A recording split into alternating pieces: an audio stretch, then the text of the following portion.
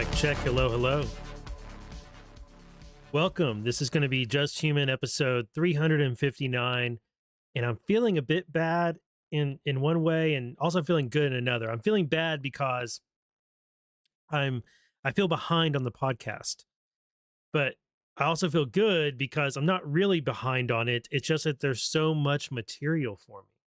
There's so many cases and so much happening in the news that I want to cover, and I can't keep track of all of it. And it's my nature with the cases. Once I get a hold of them, I don't want to let go. I've said before, I'm a pit bull about some things, and once I get a bite into a case, I don't want to let it go, and I want to read every document in it. And sometimes I want to read each document or certain documents a few times, and it almost never fails that when I reread it, I find something new that I hadn't noticed before, or I think of something differently. And so I've really got my teeth sunk into two cases right now: United States v. Cole, the January 5th pipe bomber case, and which I'm trying to remember to keep calling it that. I gotta break the habit we've been pushed into having, or the assumption we've been pushed into having, of calling it the J6 pipe bomber. It's the J5 pipe bomber. That case, and then Richmond v. United States. Daniel Richmond suing the federal government for his property back from the RTK search warrants. And that case, of course, is intimately connected to United States v. Comey, which is currently under appeal. Although we haven't had the appeal brief filed, it's been appealed. Specifically, the decision to disqualify Lindsay Halligan is what has been appealed, and then everything that flowed from that. So these three cases, I've just become not obsessed, but just I can't let go of, like a pit bull with a favorite bone or a rope. I just can't let go of it. It's actually more like a rope for me because I want to undo all the knots in it and I want to pull all the strings apart. Hercules over here is starting to fall asleep. He's just had his morning playtime, and that's one of his favorite things recently is to get a rope toy that's very old and that he found over in the shop. And he, for the past couple weeks, probably every day when we go out there, he grabs that rope and he shakes it around and runs around with it and acts silly and throws it up in the air for himself and catches it. Athena's not that interested in it, but Hercules, that rope all of a sudden has become his favorite thing. It was sticks. And we were always trying to get him to stop eating the sticks. So the rope is a much better change. And also it's better for his teeth, helps him floss. So, and I just feel that way about these cases. So this episode, one of the things that I'm going to do, or not one of the things, the thing I'm doing in this episode is I'm going to put in my long readings from filings in those two cases.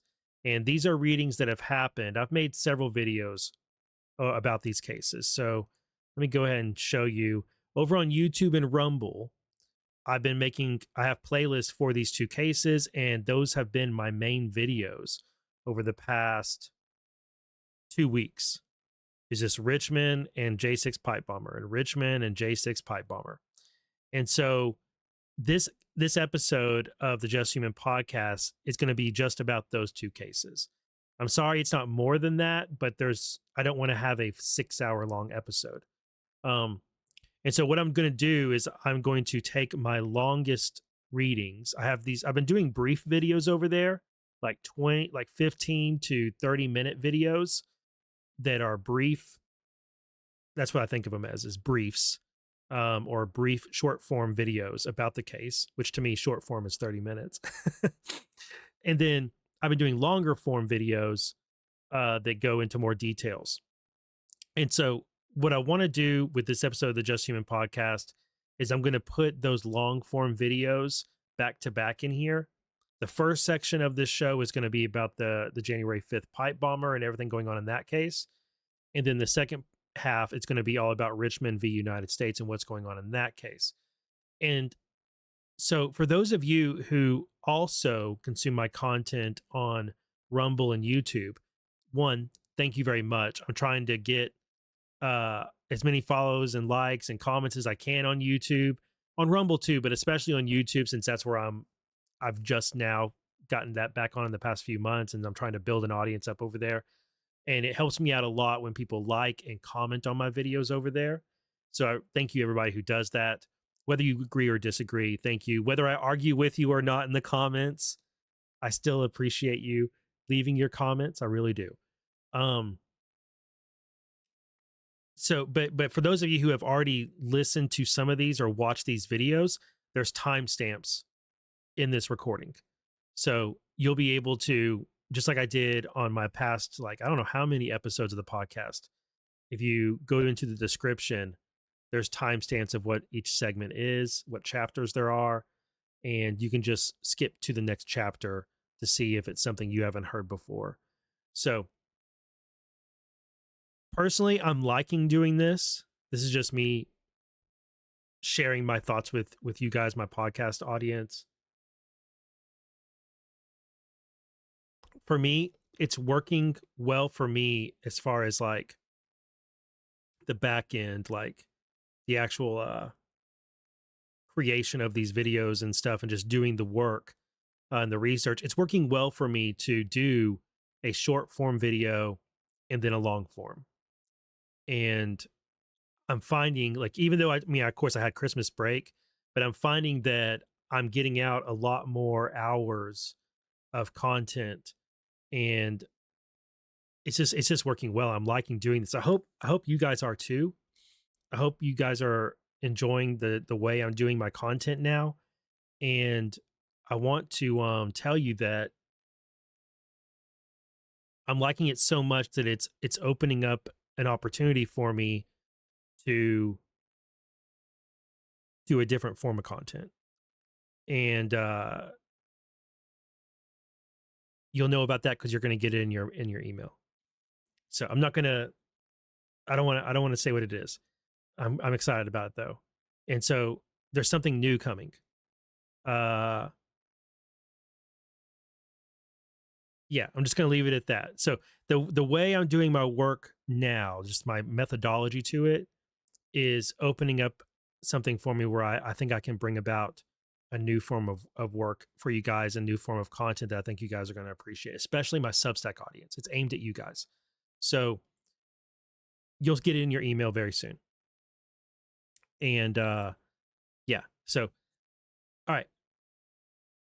Oh, one more thing. Before we get into these filings, one more thing. Actually, it may end up being more than one thing. These next videos, because I'm copying in videos I'm doing on YouTube and Rumble, it's going to have segments where I promote my link tree. And I just want to apologize that you're going to have to hear me promote my link tree so often. As you guys know, I tend to like just do it once per video, but because I'm splicing together all these other videos, that's going to be in there more than once. So apologies for the self-promotion. And also, of course, thank you to everybody who does support the channel. This has been, we're at the end of 2025 now, going into 2026. And so it's been the first full year that I've been on my own again after leaving Badlands Media. And obviously, I don't get as many views or make as much money as I used to when I worked for Badlands Media. And, so this year has been, I'm not going to lie or be false about it. This year has been a challenge. 2025 has. And I've made it work. And I've made it work with your help. So I just cannot thank y'all enough for the support that you give me, whether it's likes, comments, buying me coffee, or Substack subscriptions, or purchases at my affiliates. I just really thank you, because it has, at the end of the day, this has to make sense. In order for it to go from being just a hobby I do every once in a while to being something I dedicate hours to every single week, and try and make content that you guys appreciate and that keeps you informed on these news and current events. And that also is just, I mean, really, we're talking about, it's information, but it's also entertainment. So it's a mix of both, right? So, I just feel very privileged that I get to do this, and that at the end of the day, it makes sense for me to keep doing it. And 2025 was a year where I had to do it. Uh, it didn't feel completely like starting over again, but it felt close to like starting all over again. And again, with you guys' support, it made sense and it worked.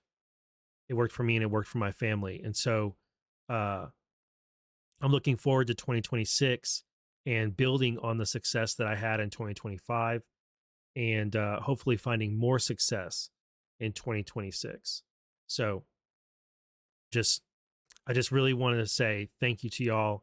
Hope you've had a great holidays, and I'm looking forward to continuing to do this work, this research, make these videos, and make articles, right? More articles in 2026. I made a promise a while back. Back in the summer, I said I was working on a side project that I wanted to do, like a long form story focusing on a particular case that I haven't told y'all what it is. That is not ready yet. That's not the thing I've been working on, but that's one of my goals for this upcoming year in 2026 is to um, put out the first portion of that. But it is something I'm taking my time with because I'm having to learn some new skills, video making skills and things like that. So those are my goals. My goals in 2026 are to continue what I am doing and be more successful with it, write more articles, and to create and publish the first installment of my, it's like a documentary, I guess, about this one case. So, all right, with all that said, let's get to the first segment. So what's coming up next is going to be focusing on the pipe bomber and everything going on in that case. That's happened since my last podcast on it. And then we're going to talk about Richmond v. United States. And that'll be it for this episode. And I'll have a new podcast episode 360 is going to come out. If I can, it's going to come out this Sunday. I might not make it. I'm thinking right now about what we have going on this weekend as far as family stuff. Well, I'm going to target this Sunday for my next podcast episode. I might be a day or two late, but that one will focus on a couple other cases. So, all right, see you in the video. Hey, folks, I'm back with another quick update in United States v. Cole, the January 6th pipe bomber case. Cole is currently in the Rappahannock Regional Jail and has been since he was arrested on December 4th. And where we last left off, the bond hearing that he would have had, I think it was going to be on like December 19th or 18th or something.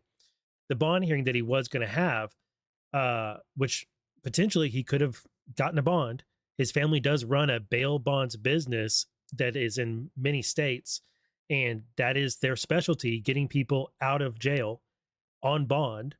So even though this guy's a pipe bomber, potentially facing terrorism charges, it's not inconceivable that his family would have figured out a way to convince a judge in DC to let him out on bond while he awaited trial. And some of their arguments might have been, well, he hasn't committed any criminal acts in the past 5 years. He has a clean record, et cetera, et cetera, et cetera, right? Despite that, possibility that was not insignificant that he could have been out on bond awaiting trial for the January 5th, 2021 construction and placement of these two pipe bombs that didn't go off and hurt anybody. Despite that, his team filed through the prosecution, which is a point I'm going to focus in on in a minute, for him to remain in jail. They wanted the bond hearing that was going to happen before Christmas to be pushed past Christmas to December 30th, and the judge agreed. So that meant that Brian J. Cole Jr. spent Christmas in jail. Now, I'm not shedding tears over this or anything, but I do think it's interesting that his family and his defense counsel didn't make a go at it to argue for him to be released. They instead postponed the bond hearing by a couple weeks almost. So that's where we last left off in the previous update video. After that occurred, which was on December 11th, yes, December 11th, about 6 days later, so almost a full week, another motion was filed. This one was for two professionals to come in and visit. They asked court's permission for two professional in-person visits to the Rappahannock Regional Jail. And the people they asked for were one visit by Dr. Clifford Sussman and a visit by Dr. David Black. These are both psychologists. And I did look them up. I believe I have the right people, although I'm going to caution you that I'm not 100% positive that I've identified the correct people here. But one of them is this guy, Dr. Clifford Sussman. He's a psychiatrist and psychotherapist specializing in children and adolescents, and it's well known for his work on video game addiction. They wanted him to come in. The other psychologist they wanted was Dr. David Black, who runs the CAAT, Center for Assessment and Treatment, and he specializes in pediatric neuropsychology and is an expert in autism spectrum and related disorders. This, I think, is highly notable. The judge did grant it, but this is where I'm going to get into a little bit of my own analysis and some ideas I have about where this case is headed. If you want to track this case with me, as well as many others, such as Antifa-related cases, James Comey-related cases, anything that has like a political edge to it, I like those types of cases. And I track them on my YouTube and Rumble pages. I have playlists for them. And then in my podcast, I also get into more details, as well as touching on various other political and news current event subjects. So if you go to the description of this show, wherever you're watching, or you go to my profile, you'll find my link tree. And there you can find all the places to follow, all the places to watch, all the places to listen, and all the different ways that you can support the show. I want to thank you all, especially to those who support the show and have supported it in year 2025. It's been a great year. It's been a very interesting year. And I don't think 2026 is going to disappoint. I think it's going to have even more for us to cover. I have, I don't know, like a dozen or so cases that I'm currently tracking right now. And I would love it if you joined me in tracking those cases, and we'll see what we can learn through reading the documents. Now, what this reminded me of and what really stood out to me about this, these two visits by a psychologist, it made me think about how Cole's grandmother, Brian J. Cole Jr., the pipe bomber or alleged pipe bomber, it made me think about his grandmother, how she described him to the media as being almost autistic-like because he doesn't understand a lot of stuff. And we know that he was active in some niche internet areas, the bronies, the various, he'd written a story, he'd done some art, he commented on other people's brony art. There isn't any indication, or at least that I've seen from any news media, that it was anything sexual. It seemed very childlike and, just odd, let's say. There was a person he went to school with who said that he wore a My Little Pony backpack throughout school. He did have interests. One of his pages, he wrote that his interests were parkour, music, video games, mainly horror video games, drawing, improving myself philosophically, and anime. That's what he put on his Tumblr account. He said when he's in a bad mood, he smashes his head against his keyboard. His names online were I Delta Velocity, Delta 1 Forgotten, Brone 1 Delta, and Blue Velocity. Under Blue Velocity, he wrote songs, and they had My Little Pony themes to them. So just odd, right? After 2020, his public online activity trails off, according to a news article in the New York Post that came out around the time that he was arrested. And I don't really think that he just decided to stop being online in 2020.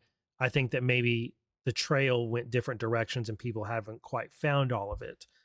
But the visits by mental health professionals, which did occur, as far as we know, visits by mental health professionals line up with comments from family about Cole Jr. and from what other people who knew him have said about him. It seems he's likely on the spectrum in some way. is that he's had some bad influences, or at least he had a lack of good influences. There's no report that he ever had a girlfriend or any real close friends. And one of the things that I missed in my initial coverage of it was that his parents filed for divorce in October 2020. Well, Cole started making purchases before then related to the pipe bombs he later constructed, but his purchases accelerated, and he made a bunch of them in November 2020 and December 2020. And also in December 2020, he made visits to DC, presumably to kind of scope out where he might place these pipe bombs, is what you would think. He did go to the areas where he later planted them. His father also lost an appeals case in November of 2020. So put a pin in these details, okay? I think the way this is lining up is it's pointing to a person who is not just in an unstable household and doesn't just have niche interest and is a bit of an oddball. I think the portrait it's kind of painting here is of someone who is very troubled. And I think that's going to come up in this. I think we're headed down a road. We're going to learn about how troubled this guy is. And I'm being kind of gentle about it because I think this might be a situation where some gentleness is called for. I'll go ahead and present my ideas. There's another update on the docket, but I'm going to go ahead and present where I'm going here because I've already taken several steps towards it. So you have a guy he's 30 years old and he's living with his parents. He's odd, is a recluse, basically stays at home all day. Never had a girlfriend apparently. Is into My Little Pony, wore a My Little Pony backpack all through school. People in his family are saying he's autistic-like, but they're not making any comments about him being treated for it. And that really stands out to me. There's all these comments about him being autistic-like, being odd, doesn't understand the world around him very well, living at home as a 30-year-old man. There's no comments about him being treated for anything. And then his family starts getting divorced in October 30th, which is October of 2020, which is going to be a very difficult thing for any kid, regardless of your age, whether you're 3 years old or 30 years old. Your parents getting divorced is a terrible thing to go through, right? Now add in the type of person, the painting we're getting of this person, the profile that's starting to develop about Brian J. Cole Jr. His parents getting divorced in October 30. Remember, he lives with his mom, works for his dad in their bail bonds business doing data entry. Probably very difficult situation. 2020, it's the summer of love and the riots, and his dad he's lit into leftist politics. The household is probably very politically charged.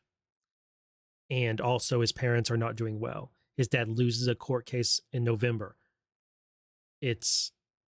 The stress is way up. Things are destabilized in Brian J. Cole Jr.'s world.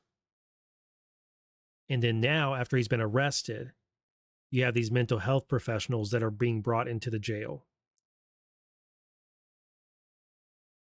I think we're going to find out that Brian J. Cole Jr. never got the treatment he needed when he was a kid. And that his parents basically allowed him to live this reclusive life. And that I'm not saying they didn't do what they could for him, but I don't think they did all the right things for him. And that the environment he was in was not a healthy one for someone that was struggling with the things he was struggling. It's obvious he's a person who struggled to fit into society, right? It's obvious that this person needed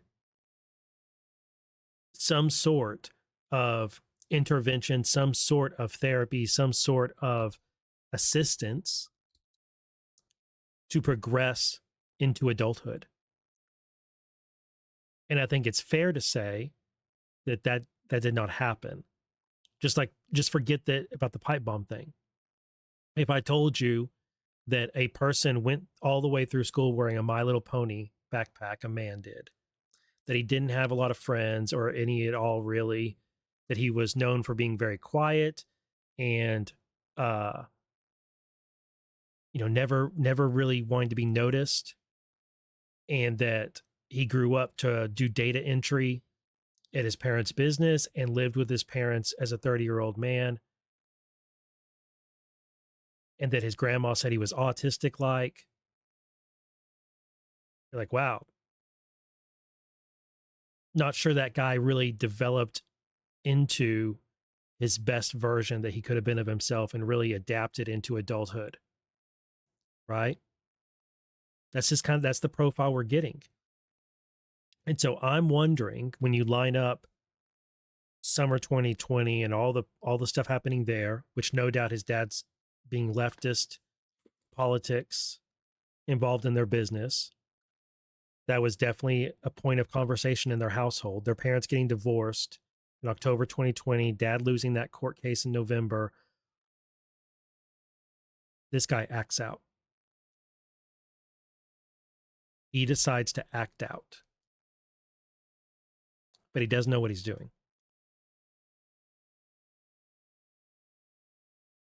And I think that starts to make sense when we look at the pipe bomb placement, their construction and their placement. It doesn't make sense, does it? Well, guess what? The world doesn't make sense to this guy. So I'm not trying to get you to develop a lot of empathy for him here. That's not really my angle, although that might become the defense's angle, right? I'm just saying this is the profile that we're starting to that's starting to be painted in here. And that's where my thinking is going. Now, I'm not saying they're going to do like an insanity defense. That's a TV thing mostly. There might be diminished, what is it called? It might be the case that he needs some sort of rehab, some sort of treatment to bring him up to speed in order to stand trial. But it's not a thing where, oh, they're going to plead insanity because he's autistic and then he's not going to be held accountable. That's not where this is headed. I don't believe that at all. But it might be headed to, he needs to go through rehabilitation and some treatment in order for him to understand the process that's going to play out in a criminal case. That's where I think it's headed. I could be totally wrong. Okay. I'm just going off a few clues and comments that we have in news media and from family, and this filing that we have of them asking for these professional visits from these two psychotherapists who specialize in video game addiction, child autism spectrum disorders, and it lining up with comments from family. I'm thinking, yeah, this guy never got treatment like he needed. And now that he's in trouble, all of a sudden, they have to get him treated because he has to be brought up to speed brought up to a level where he can understand the proceedings that are going to play out. And he might not be there. And it even makes more sense, considering that, why he would have talked to the FBI for hours and made lots of statements to them after he was arrested. You would think that the son of a bail bondsman would know not to talk to law enforcement after you've been arrested and to just ask for a lawyer, right? You would assume that. Of all of the people who would know better than to talk to law enforcement after having had the cuff slapped on them, you would think it would be the son of a bail bondsman would be among the top 10 people that would know. That surely he would know better. Unless, as the grandma said, he's a little slow. That's how she put it. All right, so here's the other update. Besides that, so those are just some of my ideas. That's my impression of the profile of this individual that's being painted here and where I think we might be headed with the case. Just consider it, okay? Now, since then, we've had some more attorneys filed to join the defense team. One of them is the other half of the Human Dignity and Rights LLC law firm. So John Shorman was already signed on as a counsel to Brian J. Cole Jr.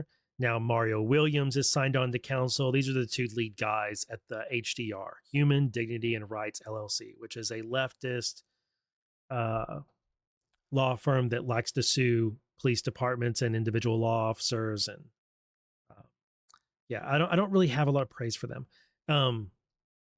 Not that sometimes law enforcement doesn't need to be sued, but I think these guys are grievance lawyers.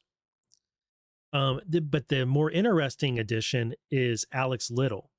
Joseph Alexander Little IV has filed to be the criminal defense attorney. Now, these two guys are not criminal defense attorneys. They are civil litigation grievance lawyers. They're the people that you go to get money. They sue an entity on your behalf. They keep 40% of it. You get the other 60%. Okay. But this guy is a criminal defense attorney. And before he was a criminal defense attorney, he was a clerk at the International Criminal Court in The Hague. And then after that, from 2007 to 2013, or roughly, those are the best dates I could figure out, he was assistant U.S. attorney for the Middle District of Tennessee. After 2013, he went into private practice and has represented a bunch of musicians and studios and things like that in Nashville. He was being talked about as a potential nominee for the U.S. attorney of Tennessee when Joe Biden was president. That ended up not happening. But this guy has lots of experience as a prosecutor and as a criminal defense attorney. And now he is signed on to be the criminal defense attorney for Brian J. Cole. So now, for the first time, Cole has an actual criminal defense attorney. So we'll see if more that's happened over Christmas Eve. Right here is when the filing came in. There's also some errors here because they didn't file his appearance correctly. Not the first time we've seen errors on this docket, but that's your update in this case. Now that we see this guy, he's going to be appearing next week, I would assume, for Cole at the bond hearing, and we'll see if Cole gets a bond. There is the issue that Cole made statements. You may recall that Cole said that he planted the bombs. He told investigators that, and he made a bunch of other statements. We don't know what they are. There's been reports of them, but we don't fully know the statements he made to the FBI after they arrested him. If Cole is of diminished mental faculty, okay, we might see Alex Little and his other attorneys argue to the judge that his statements to the investigator should be thrown out or cannot be used against him anyway because he's of diminished mental faculty. I would expect that might happen. I would expect that would happen. So that's just kind of the posture of this thing and where I think it's headed. On the one hand, I do kind of sympathize for this guy. If the profile that if I'm onto it, right? If I'm onto it with the profile that's being painted, this guy had that he's on the spectrum and that he lived in this volatile household, politically volatile, deteriorating marriage, father losing lawsuits. Doesn't sound like the best of places for somebody with a spectrum disorder that is untreated and that he, goes into obscurity in his house. But we may learn a bunch more things that paint that picture differently right now. But that's just the picture I'm getting right now. Let me know your thoughts on it. If you think I'm off base, that's fine. But I would like to know your thoughts, regardless whether you agree or disagree. So let me know in the comments if you like the video, then, well, yeah, I like it. And if you want to follow this case with me, make sure you're subscribed and turn on that notification bell. I'll see you in the next video. All right, I'm back with a video covering United States v. Cole, the J6 pipe bomber case, and maybe we should switch to calling it the J5 pipe bomber case because that's the day that he assembled the devices. That's the day he planted them. According to him, that's the day he was inspired to do so, and it has nothing to do with the events of J6 or with any groups operating on J6. This is a confused and upset and irrational person committing an irrational act that is separate and apart from anything that happened on J6. That appears to be the case according to the evidence and according to Brian J. Cole Jr., who has confessed and given all these details to FBI investigators. We now have a lot more information about that day, about J5 and what Brian Cole was up to, thanks to a new filing in this case. And that's what I want to go through with you guys. I already made a shorter video covering this. It's about 20 minutes long. I put it on my YouTube and on my Rumble page. There's a playlist on both of those. There's a playlist for United States v. Cole. And today there's been quite a few filings in this case. So we're going to start with this new one. And then we're going to jump into some other ones as long as we have time. My voice is holding up. So if you like this content, if you like going through court documents with me, my link tree is in my profile. It's also in the description of the video, wherever you're watching.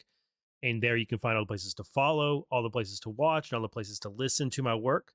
And if you want to support what I do, which is basically being a document nerd and being curious and thinking about things and exploring interesting, politically charged cases, things like that, you can go to my support links here. Benson Honey Farms, Bootleg Products, Manly Cans. I have affiliate links for them. If you make a purchase at any of those places, they'll kick a few dollars my way. If you want to support my coffee habit, you can go to ko-fi.com and just simply buy me a cup of coffee. Or if you want to join the core of my support, people who love what I do and want me to keep following these cases, producing podcasts and videos, justhuman.substack.com is where I publish my articles, and it's also where I publish my long form podcast. That podcast includes videos like this, but it also includes more, my commentary on current events and just ramblings and musings from me. So, but the Substack is the best way to support the show. $7 a month. It's basically $5 for a cup of coffee and a couple dollars into the Pacer Fund. Because there are times where I have to purchase these documents, and there are times where I purchase documents to see if that case is worth following, and then it turns out it's not. There are other times where I'm the first to access something, and I have to pay for that access, and it turns out to be well worth accessing, such as in the Smartmatic case, which, now that I mention it, I haven't gotten a notification of any new filings in that case for a while. So I'm just going to take a quick look over here. No, nothing since November. Okay. All right. Brian J. Cole case. Let's get into this new filing.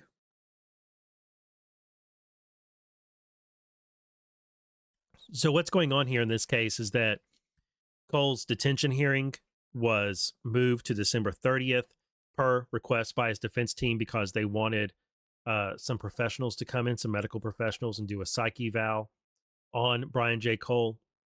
They also needed more time to get criminal defense attorneys, which they've now gotten.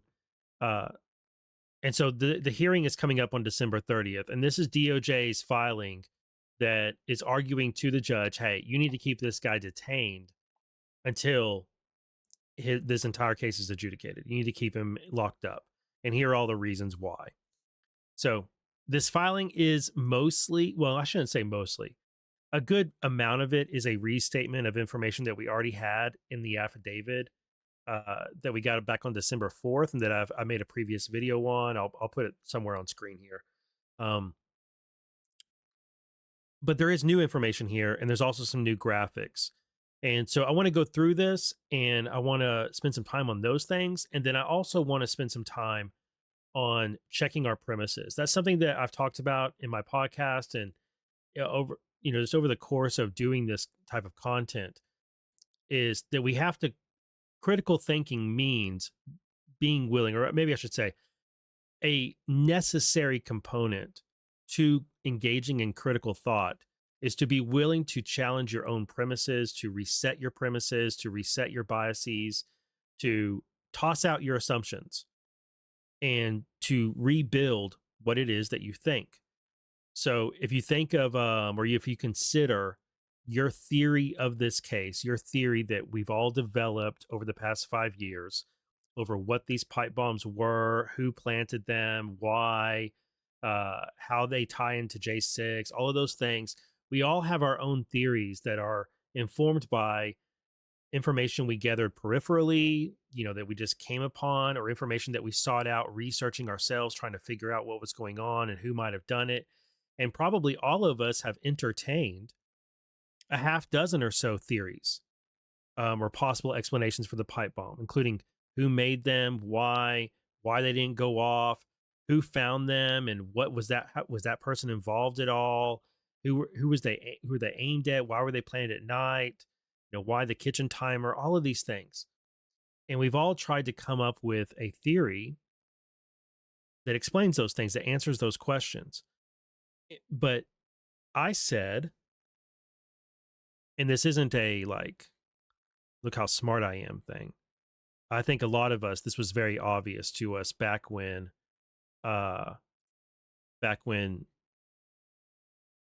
this news broke that he was arrested back on December 4th.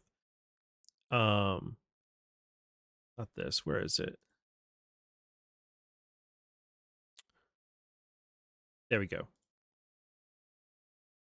So I think a lot of us arrived at this back on December 5th. I posted both sides of the media and politicians, as well as influencers, are going to be working overtime to protect the J6 narratives they have long pushed on their audiences.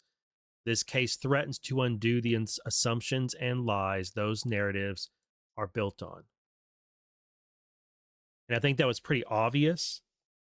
It wasn't a hard call to make. And it has proved to be true.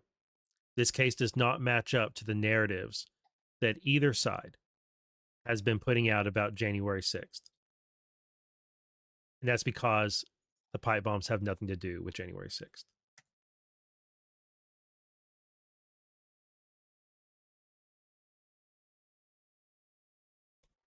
Okay, let's get into the government's memo here. All right, so defendant is charged in the complaint with transporting and planting 2 improvised explosive devices, so-called pipe bombs, in the immediate vicinity of the headquarters of the RNC and the DNC on January 5th, 2021, in violation of 18 U.S.C. 844D and 844I. Following his December 4th, 2025 arrest, the defendant waived his Miranda rights and gave a detailed confession to the charged offenses. So it is true. Checking on my dog over there. They got deer antlers in their stockings from Santa Paws, and he's about done with this one. Like, I got to kind of half monitor him while he's chewing on his deer antler. All right, the government seeks pretrial detention. So this is it was true that J. Cole did confess to planting the bombs. J. Cole, Jesus, Brian J. Cole Jr.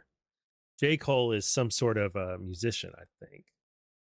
Singer, maybe. All right, the government seeks pretrial detention.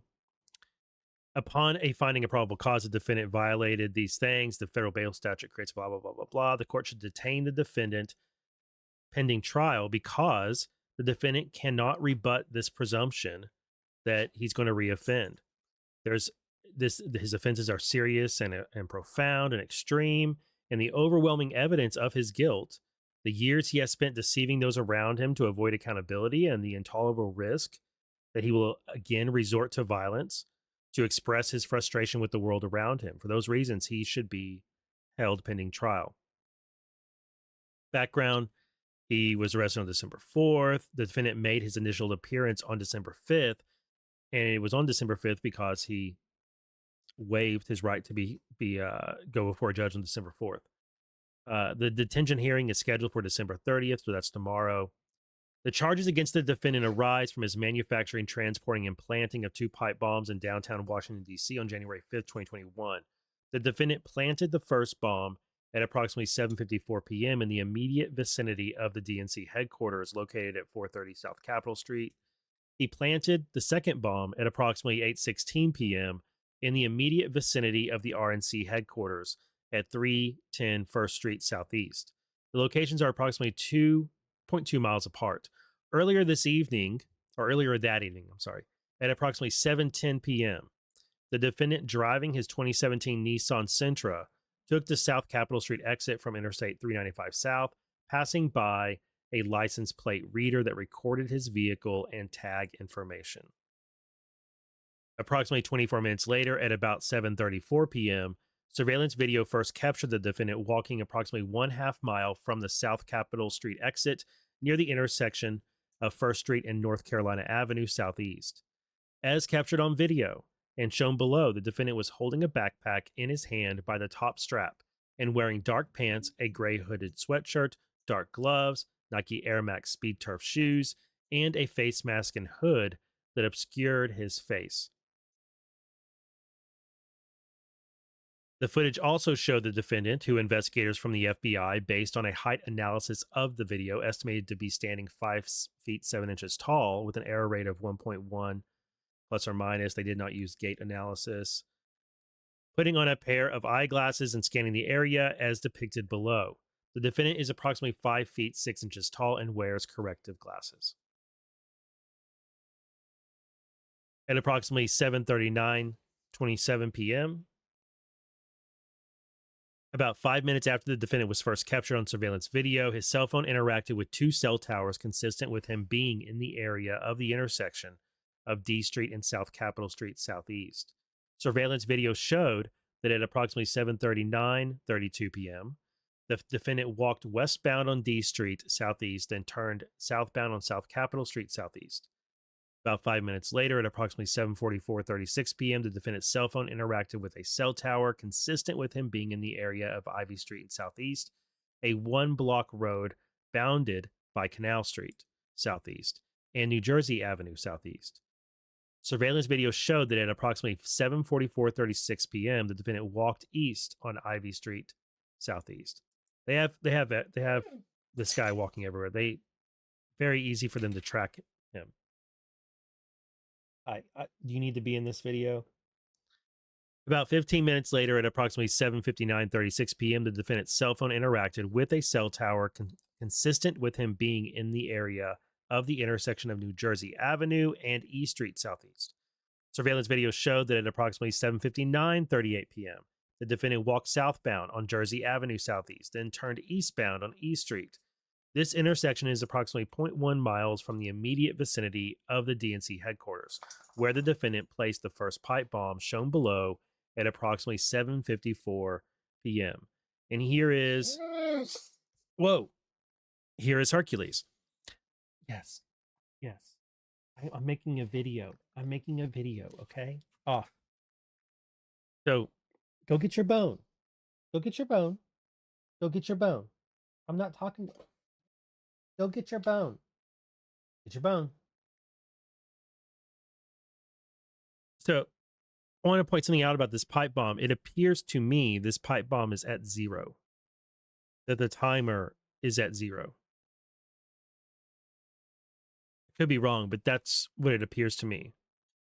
I'm pretty sure that's 5 minutes, 10 minutes, 15, all the way around to 60 is that number right there. So this is 0. Can't tell 100%, but I'm pretty confident it's at 0. So it ticked all the way around and did not go off. About 20 minutes later, at approximately 8:36 p.m., the defendant's cell phone interacted with a cell tower consistent with him being in the area of Rumsey Court Southeast and a single block alley within the area bounded by 1st Street and 2nd Street Southeast and C Street and D Street Southeast. Surveillance video showed that at approximately 8:15 p.m., the defendant exited Rumsey Court and walked westbound through an alley between Capitol Hill Club and the RNC, then walked northbound onto 1st Street Southeast. Surveillance video showed that the defendant then returned to Rumsey Court. The video last captured the defendant walking eastbound on Rumsey Court at 8:18 p.m. Based on the video, the defendant appears to have placed the second bomb shown below in the vicinity of the RNC at approximately 8:16 p.m. Now, this one you can't see the timer. Like it's almost like the letters aren't quite. It's turned away from us, so it's like this is a little bit better photo than the other one, but because the device is turned away from us, we can't really see the timer that well. But it again looks to me like it's vertical, like the 60-minute mark is there, and then that's 0, and it's ticked all the way around. But I'm not 100% positive on that. But it does look to me like it's ticked all the way around and failed to go off.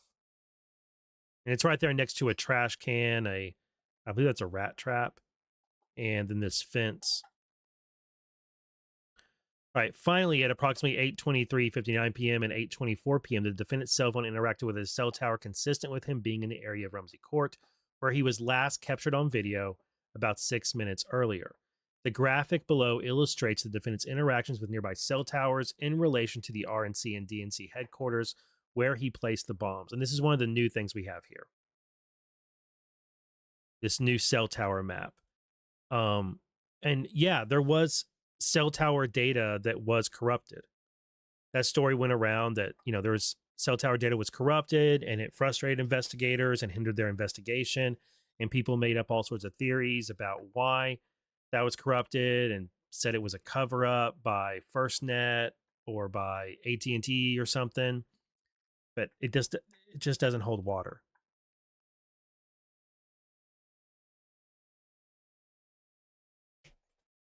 Some of the data was corrupted. We don't know if the FBI was able to fix that data. We know that new tools, I don't remember if they described them as software tools. I think Cash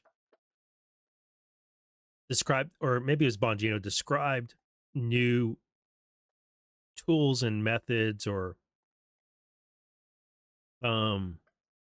something like that were brought in to help investigators sort through the evidence or work with the evidence. But mostly they found this guy based on just good old-fashioned police work and just rebuilding the case from square one. But more importantly, we don't know, and it hasn't been, it's on this filing and it hasn't been said in any interview that I'm aware of.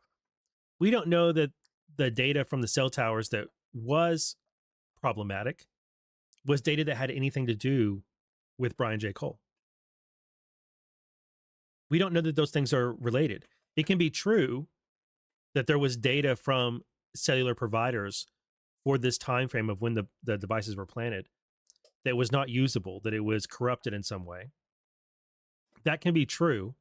And then it can also be true that that data didn't concern these signals. Both can be true at the same time. So when people raise that and say, well, I don't believe this cell tower stuff because of that, because they had said previously that it was corrupted and they couldn't use the cell tower data, we don't know that they're connected. Maybe they were, and maybe they brought in AI, or maybe they found out a way to go bit by bit and fix some of that cell tower data, or find a way to get you some sort of usefulness out of it.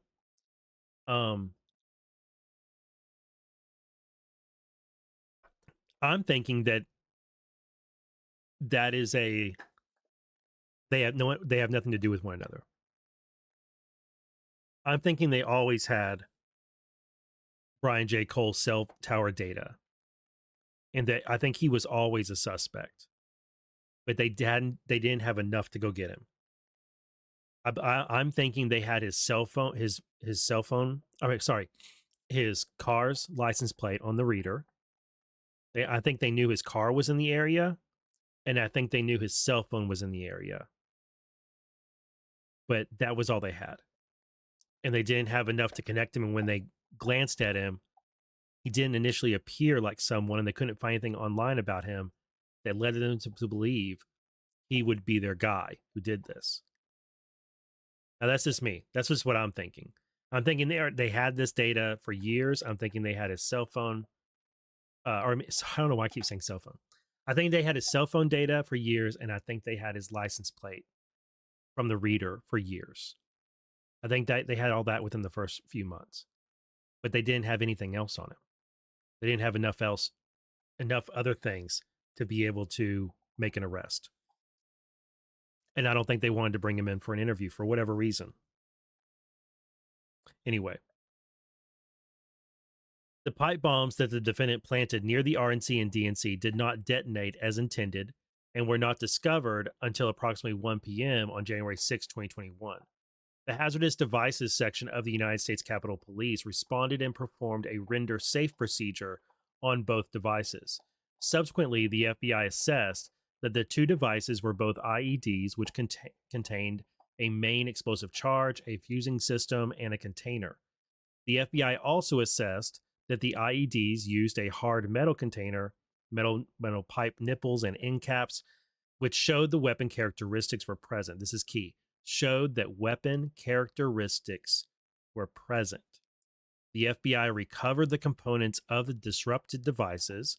Remember, they had to go through a procedure to disarm these devices so they didn't go off as they tried to collect them and analyze them.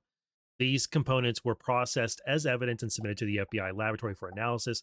The FBI laboratory issued a report regarding the two devices, opining that the submitted items consisted of two disrupted destructive devices and that the use of a hard metal container showed that weapon characteristics were present. The FBI explosives examiner assessed that the pipe bombs were constructed using all of the components necessary to explode and that they were viable explosive devices.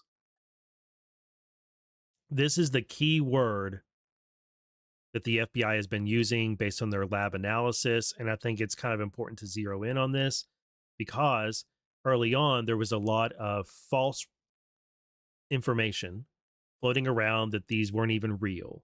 In the years since there's been people saying that they weren't even real devices or that they were, some people saying they were training devices stolen from the FBI. A lot of the stuff that has allegated that somehow these devices weren't real pipe bombs or that they were fakes or dummies or training devices is trying to shore up the false theory that the FBI planted them or that the CIA did or some government. It was some sort of Fed op. And none of that's true. But if the devices are in some way fake, then that goes to that theory, especially the one about them being FBI training devices, because that makes it sound like the FBI did this. But those theories they've never had any merit. They've never been credible. What these devices are viable explosive devices that were not competently assembled. And just because they're not competently put together doesn't mean that they can't go off, whatever going off might mean. Going off might mean huge boom, wow, just really, really bad. As bad as they could be. Or going off could mean the steel wool ignites and it starts a fire. Either way, it's a destructive device, and all the characteristics of a weapon, of an IED, are there. And that's what really matters here. So it is viable. They could have gone off. They didn't. Why they didn't go off? We don't have an FBI report explaining why they didn't go off. My guess is that the connectivity between the 9-volt battery and the timer and the steel wool, somewhere in there, the connectivity wasn't good enough for the full electric current from the 9-volt battery to be delivered, which meant the steel wool did not ignite. And that meant nothing went off. The timer ticked all the way around. See how the timer is with the 0 there and then the 5 and the 10? That's why I was looking at that in that image earlier. See how you can't read the numbers in that photo, but you can see that there's a single digit, and then the double digit start. in the photos of the devices. So if we go back and look at this one, you can't see the single digit, but you can see that all of these on this side are double digit, right? And then if you go to this one, you can tell that they're single digit, and then the rest are double digit, which means that this thing is aligned with 0. And since we know that only one side of the dial is all double digit, if you cut this thing in half, well, only one side of it is all double digit. So that indicates that this one here is at 0, because this is all double digits. Right, just a little bit of my thinking on how I get to it. Looks like they ticked all the way around to 0. He set a 60-minute timer on there. All right. Both bombs were manufactured using a collection of components and a main explosive charge. The component parts included a 1-inch by 8-inch pipe nipple, 8-inch end caps affixed to the pipe, 14-gauge electrical wire in red and black, alligator clips to connect the wires, a 9-volt battery, a 9-volt battery connector, a white kitchen timer, paper clips, steel wool, and homemade black powder. We already knew these things, but we're going to learn about the homemade aspect of the explosive charge. The general construction of the pipe bomb components is illustrated below. And so the way it's supposed to work is that when this timer ticks all the way around to 0, it makes the paper clip right here, the two ends of these two paper clips come together. And see, this is connected to one portion of the timer, and then this was connected to another, to the paperclip there. And when the paperclip came all the way around, it would make contact, and that would cause the charge from the 9-volt battery to go in to the steel wool. So this side of the battery, this wire was always connected to the steel wool, but the red wire here and this side of the battery was not, until the timer ticked all the way around and those two made contact, and then that would conduct, or was supposed to conduct, this side of the battery to the steel wool, but it didn't work. The FBI obtained records for the defendant's checking account and 3 of his credit cards for the time period of January 2018 to January 2021. Records for 3 additional credit cards were obtained for the period of January 2018 to November 2025. The FBI reviewed the transactions and history for all of these accounts. And then they just leave it at that. They don't say anything more about that. But I wonder if we're going to find out more about the purchases this guy was making.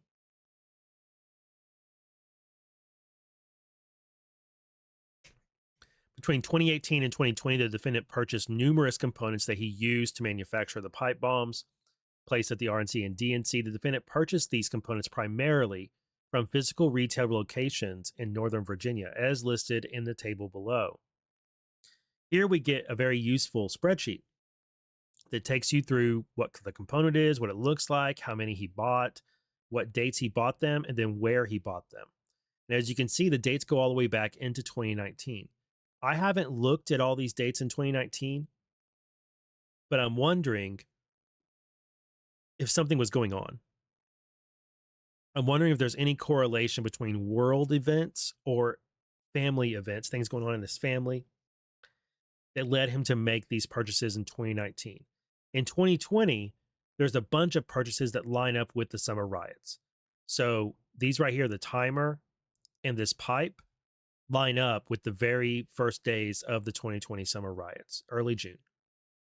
And I don't think that's coincidence at all. But there's other dates that don't line up, like March 2020. This is right when the lockdown started. All of a sudden, he went out and bought a galvanized end cap.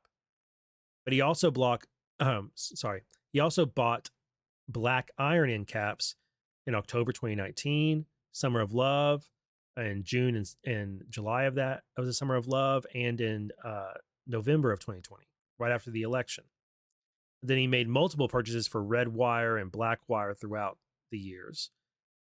There's like a chunk of purchases that happen in the Summer of Love in 2020, and a chunk of purchases that happen in around November of 2020. So those line up with political events. But there's other purchases that don't quite line up. And then there's also the tools he bought. I'm very thankful he did not, as I said in the other video, I'm very thankful he did not buy a meter,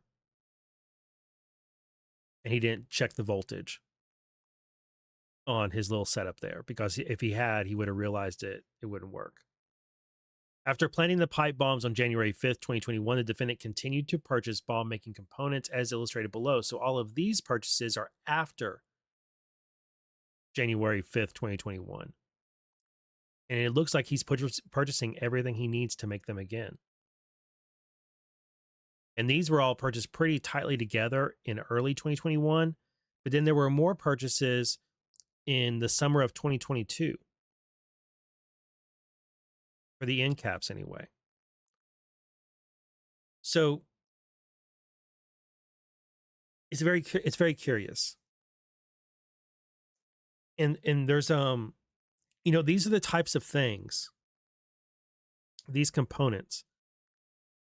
These are the kind of things that if you bought them all at once at Home Depot, it would raise some red flags, right?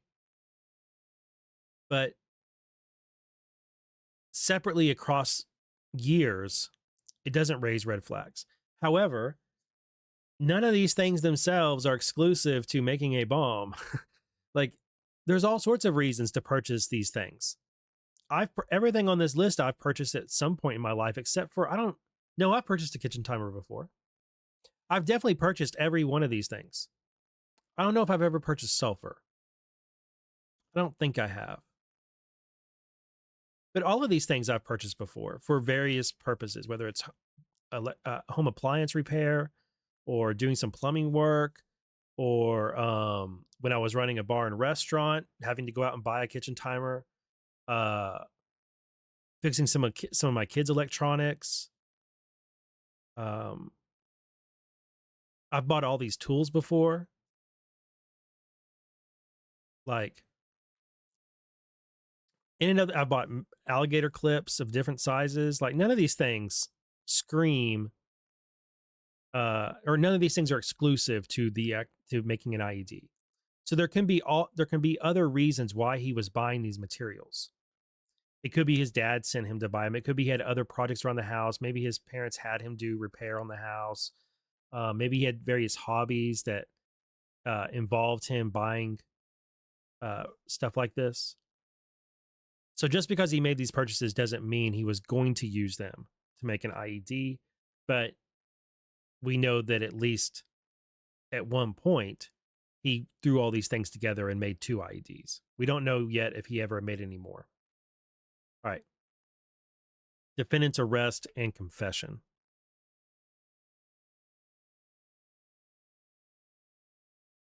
On December 4th, 2025, law enforcement executed an arrest warrant for the defendant and took him into custody. Search warrants were executed on the defendant's person, his home in Woodbridge, Virginia, his Nissan Sentra, and his workplace in Fairfax, Virginia. A Samsung cellular device was seized from the defendant's person at the time of his arrest. A forensic review of the device's contents showed that between December 2020 and December 2025, the device recorded 943 events identified as a factory reset or wipe, including a wipe approximately 3 hours before the defendant's arrest on December 4th, 2025. That is very curious. Footnote: the first factory reset or wipe event took place on December 15th, 2020.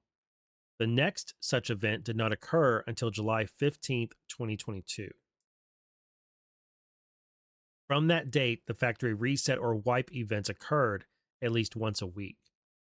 On some days, the device appears to have been wiped multiple times in the same day.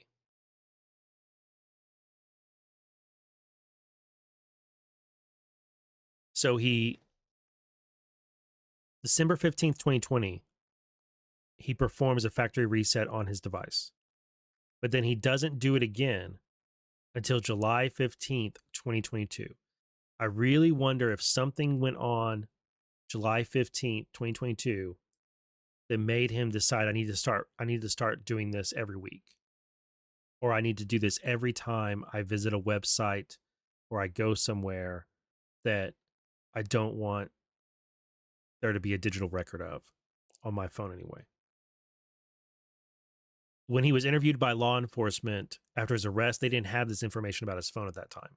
They didn't ask him about this that I'm aware of. But then also him resetting it 3 hours before he was arrested. Was he tipped off, or was he aware somehow that he was going to be arrested that day, and so he did this? I don't think that's the case. I don't think that's the case. And the reason I don't think that is because they ended up finding a whole bunch of components and evidence on him in his house and in his car. So if he was tipped off that he was going to be arrested that day, I think he would have cleaned up his house and his car, not just his phone. I think instead he was doing something the night before, which he didn't want there to be a record of on his phone. So I think he stayed up late at night and then did a factory reset before he went to bed. And then the next morning he wakes up to the FBI at his door. I could be wrong, but I think that makes more sense than him being tipped off and yet somehow neglecting to get rid of all this evidence. Inside the defendant's home, law enforcement recovered, among other evidence, Home Depot's shopping bag containing iron end caps, the galvanized caps, the 1x8-inch pipe, Home Depot receipts dated November 16, 2020. So he still had stuff from November 16, 2020. A Lowe's shopping bag, the gloves, the iron end caps, 14 gauge wire and wire strippers. Inside the defendant's vehicle, law enforcement recovered, among other evidence, a receipt from Home Depot for August 10th, 2022 for hand sanitizer, 2 1x8-inch pipes and work gloves, Home Depot shopping bags containing more components, including 4 9-volt batteries. Following his arrest, the defendant was transported from Woodbridge, Virginia, to the FBI's Washington field office. So if he had a 3-hour tip-off, he would have thrown away all this stuff. He would have dumped all this stuff somewhere. All right. Following his arrest, the defendant was transported from Woodbridge, Virginia, to the FBI's Washington field office, where he executed a written waiver of his Miranda rights and was interviewed by investigators for multiple hours. During the interview, which was video recorded. Excellent. At some point, I think we'll get to see that video recorded interview. Probably not anytime soon, but at some point, I think we will. Might have to wait until it appears on the FBI vault. I don't know. But at some point, we'll get that interview and we'll learn a lot more about this guy. The defendant initially denied manufacturing, transporting, and planting the pipe bombs.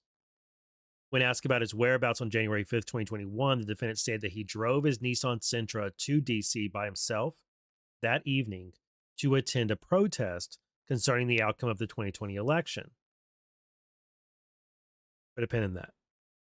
The defendant explained, quote, "I didn't agree with what people were doing, like just telling half the country that they just need to ignore it. I didn't think that was a good idea, so I went to the protest." The defendant has, quote, "never really been an openly political person and does not discuss politics often with his family to avoid conflict." According to the defendant, quote, "no one knows his political views, including his family." The defendant stated that he does not align politically with his family members and did not tell them that he was, quote, "going to a protest in support of then President Trump." Now, these words are being taken from his interview and spread to make it sound like this guy is right wing. But that's not what he's saying. We'll find out that's not really what he's saying here. Later in the we're also going to find out he's lying. We're also going to find out that this was a lie, that he went there to a protest. I believe him that he doesn't share his political views with his family. My impression is his family is very leftist, and I think this guy is more Antifa like. Although I haven't come across anything that makes me think he actually is Antifa. But I think he's, well, you'll see. Later in the interview, the defendant explained that after the 2020 election, quote, when it first seemed like something was wrong and stuff started happening, he began following the issue closely on YouTube and Reddit and felt bewildered. His word. So I think this has to do with the election and claims of the being stolen. In the defendant's view, if people, quote, feel that something as important as voting in the federal election is being tampered with, is being relegated null and void, then like someone needs to speak up, right? Someone up top, just to at the very least calm things down, end quote. The defendant felt that the people up top, including both sides, public figures, should not ignore people's grievances or call them conspiracy theorists, bad people, Nazis, or fascist. Instead, if people feel that their votes are like just being thrown away, then at the very least, someone should address it. As the interview continued, the defendant maintained that he did not plant the pipe bombs. So these quotes kind of make it seem like he thinks the election was stolen and he thinks that something needed to be done about it. But he's also saying that people up top need to speak out and calm things down, which if you want things to calm down, you don't go and do what he did.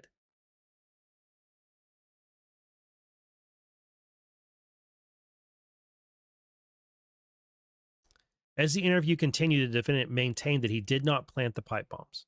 However, when the defendant was shown a picture of a Nike Air Max Speed Turf shoe, he admitted that he, quote, used to have a pair and said that he threw them away because they were old and they were coming apart. After approximately 2 hours, during which the defendant maintained that he had not placed the bombs, one of the interviewing agents asked the defendant if he wanted to end the interview. The defendant responded that, quote, everything is just blank and a little too much to process.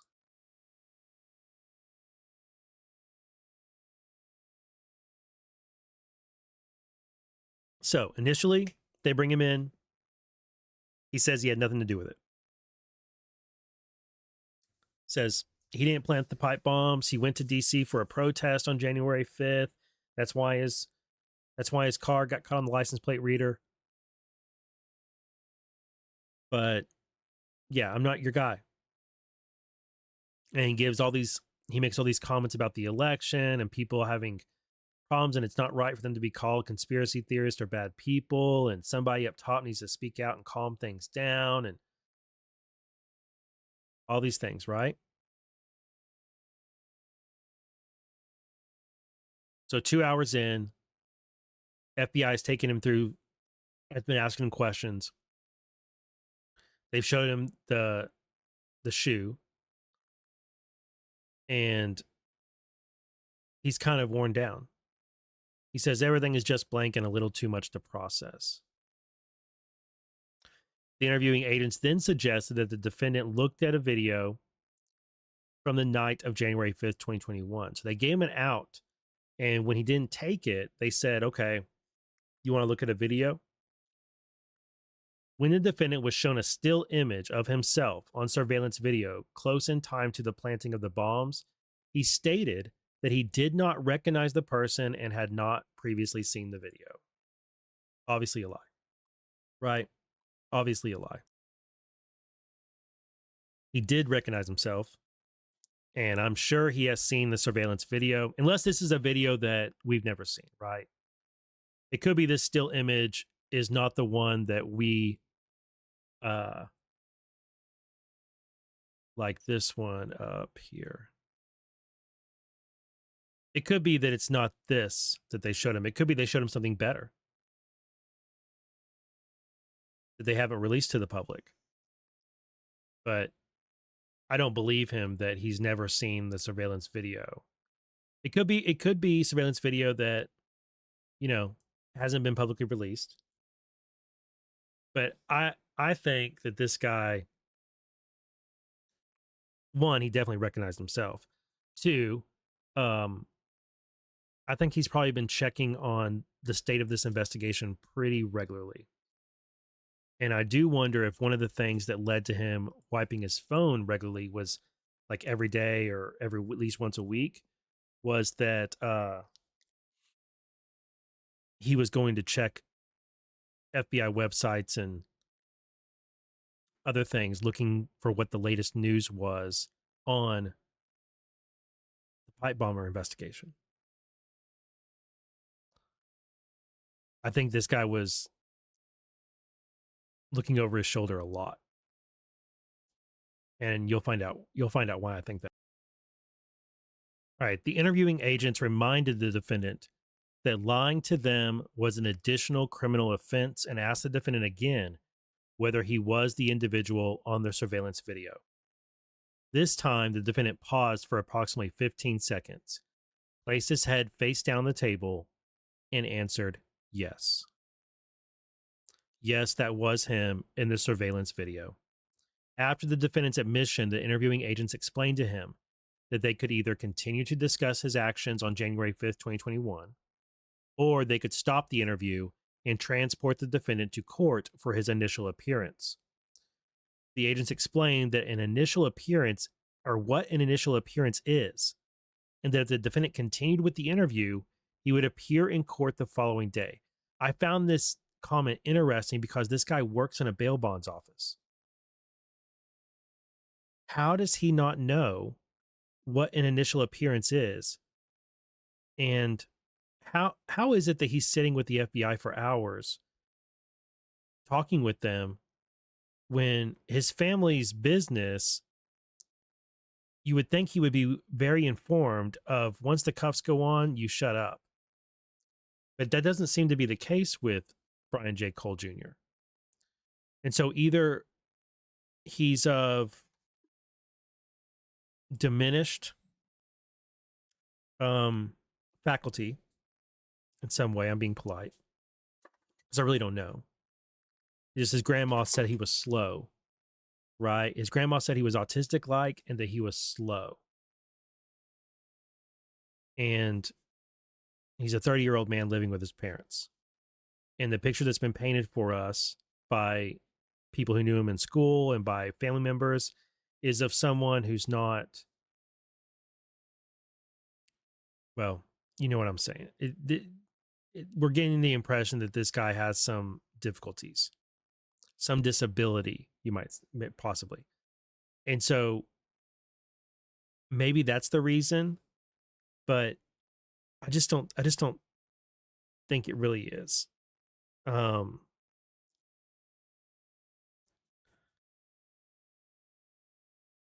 Part of me wonders if this is the most attention he's gotten in a long time.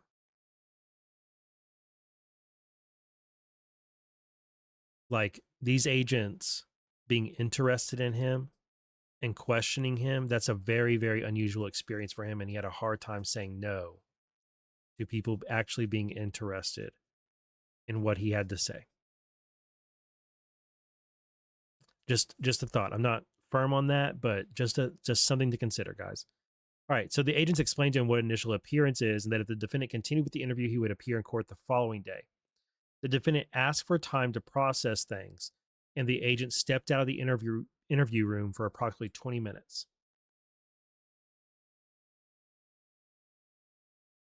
When they returned, the defendant expressed his interest in continuing the interview and executed a written waiver to delay his presentment in court the next day. He never asked for an attorney. And you would think that would be well drilled into his head by his dad. And just by being in the bail bonds business, that he would have picked up that, yeah, don't talk to cops. Especially once you've been arrested. But instead, he sat down with them for 3.5 hours. Over the next approximately 1.5 hours, the defendant walked the interviewing agents in detail through his construction, transportation, and planting of the pipe bombs.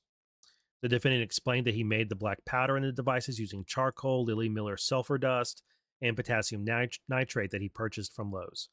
The defendant mixed these ingredients in a Pyrex bowl and used a spoon or measuring cup to pour the black powder into the devices. According to the defendant, he learned to make the black powder from a video game and that listed the ingredients. And he also viewed various science related videos on YouTube to assist him in creating the devices. Regarding the construction of the devices, the defendant explained that he used a hand drill and bit to drill the end caps of the devices, used pliers to crimp the alligator clips, and used kitchen timers rather than an alarm clock because the kitchen timers were easier to use. When asked where he kept the bomb making materials, the defendant explained that he hid them in a closet inside his home so that they would not be found by a family member. The defendant said that he assembled the devices in the hours before he drove to DC on January 5th and that he cleaned the devices with the disinfectant wipes. Eventually, the defendant admitted that he did not go to Washington, D.C. to attend a protest, but in fact traveled there to plant the devices. So, big crack in all the theories about this having something to do with January 6th, or about protest, or about this guy being part of either side. He put these things together hours before going to DC. He didn't go there to go to a protest. He went there specifically to plant these devices at the RNC and DNC, and you'll find out his motive here in a minute. The defendant stated that he transported the devices to DC on January 5th, 2021 inside a shoebox in the back seat of his Nissan Sentra. He wore a mask and hood that evening to avoid identification, and he wore gloves to avoid leaving fingerprints. When the defendant arrived in the city, he parked his car on D Street Southeast between 2nd Street and 3rd Street and Folger and Providence Parks. The defendant placed one of the devices in his backpack, exited his car, and walked to the DNC. He set the timer on the first device to the maximum duration, 60 minutes, and planted the device near the DNC. The defendant then returned to his car, retrieved the second device, placed it in his backpack, and walked to the RNC, reset the timer for 60 minutes, and planted the device. The defendant explained that he had used Google Maps to look up these locations in advance. After planting the devices, the defendant returned to his car, left the city, picked up food from a restaurant in Virginia, and returned home. According to the defendant, he was not really thinking about how people would react when the bombs detonated, although he hoped there would be news about it. The defendant stated that he had not tested the devices before planting them. He claimed that when he learned that the devices did not detonate, he was, quote, pretty relieved, and asserted that he placed the devices at night because he did not want to kill people. After seeing himself on the news, the defendant stated that he discarded all bomb-making materials that he had at a nearby dump. But that doesn't seem to be the case because we know that they recovered some of those materials and there was a receipt for purchases in November 2020. So I wonder if they just made the homemade black powder here, not the other components. The defendant stated that he did not tell anyone about the pipe bombs before planting them or in the years since. Although the defendant denied building additional explosive devices, he admitted that sometime after he built the pipe bombs used in this case, he purchased breaker sets and conducted another science experiment to create potassium chlorate, which he claimed was unrelated to bomb making. I'm not sure what science experiment he might have been doing other than one that would inform future bomb making and consider the purchases he made after January 6, 2021. It seems to me like he still had at least a fascination and was having ideations and taking steps to engage in the same activity again, right? When the interviewing agents returned to the defendant's motive, he explained that, quote, something just snapped.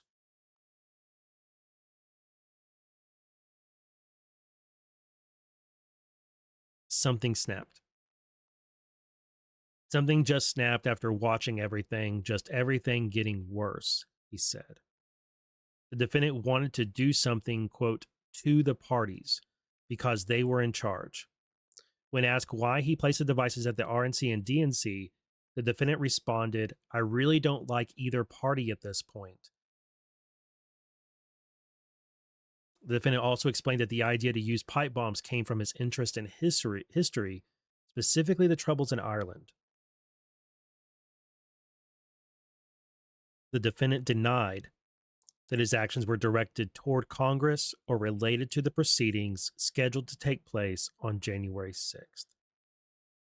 That blows up all of the narratives that people on the left and people on the right, media, influencers, trolls, it blows up all the things, all the narratives and conspiracy theories that people have come up with about January 6th and how it relates to this pipe bombs. The truth is, it doesn't. It doesn't. Brian J. Cole wasn't doing this on January 5th, setting a 60-minute timer for a pipe bomb on January 5th to somehow affect the proceedings of January 6th. There's no connection between him and some group or some cause. Nobody was putting, it doesn't seem like anybody was putting him up to this. Perhaps we'll find out later that there was some influences from forums he was in or chat groups or something like that. But as he put it, his motive was that he was frustrated. He was watching everything getting worse, and something just snapped. So he assembled these devices, drove to DNC, left one at the RNC and at the DNC because he doesn't like either party. And he was inspired by similar activity in Ireland.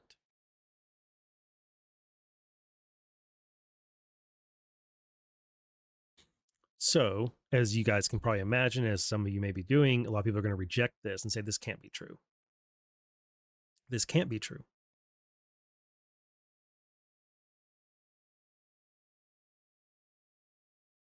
But if you set down whatever biases or whatever premise you've picked up in the years following January 6, 2021, and try to reconstruct it, I think you'll find this actually makes the most sense. It doesn't make sense that someone would plant a pipe bomb at the RNC and DNC with a 60-minute timer on the evening of January 5th, and that somehow those actions would be connected to the president's speech and the proceedings in the Capitol on January 6th. It doesn't make sense that someone would set a 60-minute timer on two devices at 8 p.m. or around 8 p.m. on January 5th in order to somehow support or interfere with things scheduled to happen 16 hours later.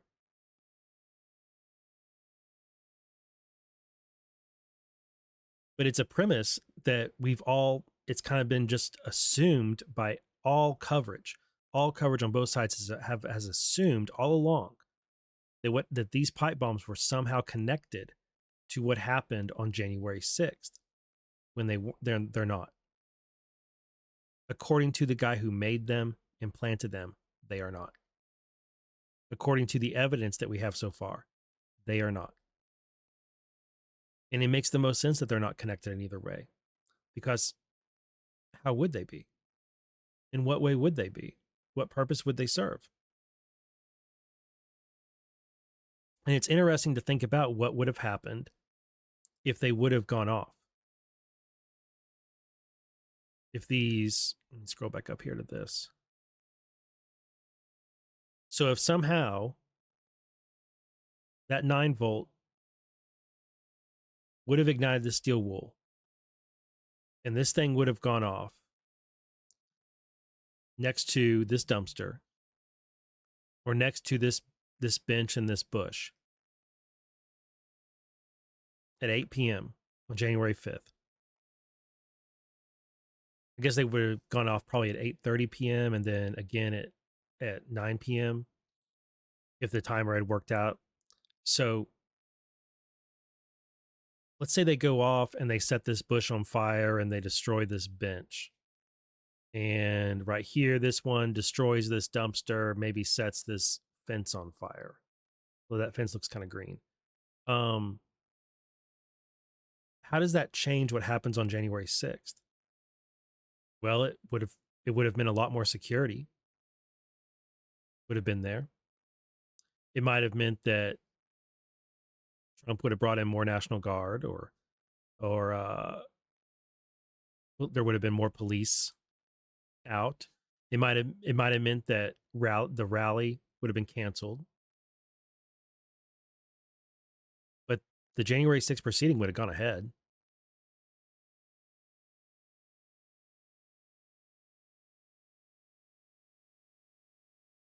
Who would benefit? I mean, I don't. The more you think about it, the less it makes sense that these things would be connected in some way to January 6th. But the assumption has always been that they were, and that's just been assumed, and it's a bad assumption. It's been a premise of every theory put out by influencers and media alike and politicians, that somehow these things are connected to January 6th. And it's a false premise. And it's led all of us down erroneous paths or lines of thought, because they flowed from the premise that these things were connected to January 6th when they're not. And now that we know that they're not, it's easier to understand them as their own anomalous event. And I don't know what all happened on January 5th, but I think it's fair to assume that if you looked up the crime data or strange events on January 5th in Washington, D.C., you're going to find a number of things that happened. There might be some burglaries, some assaults, car crashes, whatever that happened on January 5th. Are we going to connect all of them to the events of January 6th? Of course not. We connect this one because of the locations they were at, RNC and DNC, and then the fact that they were found around lunchtime, which was around the end of the president's speech, and then right before people went over to the Capitol, and all those events that took place. And so it really has to do with their discovery being around that time as why they get tied in to the events that were happening at that time, when really they shouldn't be. They should be separated from those. If any other crime or like a break-in or a car wreck or whatever else happened around that same time, we don't automatically tie those things into it just because of their temporal position, right? So that's one reason why it gets tied in. And the other one is, of course, because it's political, DNC and RNC. But and that makes sense, but it's both of them. So it doesn't show someone that had animus towards one party or the other. It shows someone who had animus towards both, which doesn't work well for either side's narrative. So the rest of this is argument, which I don't really need to get into, because it's arguing like, hey, we got a guy who's confessed to making bombs, and he, after failing, after successfully making them and planting them and them not going off, he then went out and purchased more materials in the weeks and months following. He's also been evasive. He's destroyed evidence. He's wiped his phone almost 1,000 times in the past 5 years. He lied to us initially. There's all these things that factor into, he needs to stay in jail pending his trial. Makes all the sense in the world. There's not really any more new information in here, although they do go into more of his motive here and description of what happened with him, where they say, by his own admission, the defendant committed these chilling acts because he was unhappy with the response of political leaders on both sides of the political aisle. And something just snapped. While the defendant may have reached a psychological breaking point, his crimes were anything but impulsive. He had been planning these things out. He'd been preparing to do this over the course of months, including before the 2020 election. He'd been having ideation of engaging in this type of activity, but something happened around January 5th where he just decided, F it, I'm going to go do this. I think we may find out. I think a strong possibility is that it's going to tie into something going on with his family, because his purchases and his travel leading up to January 5th. In October of 2020, his parents get a divorce. And remember, he's around a 30-year-old man living with his parents. And then in November, his dad loses a court case where his dad had been suing DHS over immigration-related stuff. And it was a big loss for his dad. So I think we may find that something was going on around early January, late December. That was a big factor in his world kind of crumbling around him and things getting worse and worse. You know, he made that comment up here to investigators where he said, when they asked him about his motive, he explained that, quote, something just snapped after watching everything, just everything, getting worse. It doesn't tell us that that only involves world events and politics. I think it might also involve stuff in his own world getting worse. All right, so then they continue making the argument that, yeah, this guy needs to be detained pending trial. Makes all sense in the world. Let me see if there's anything else I need to point out here.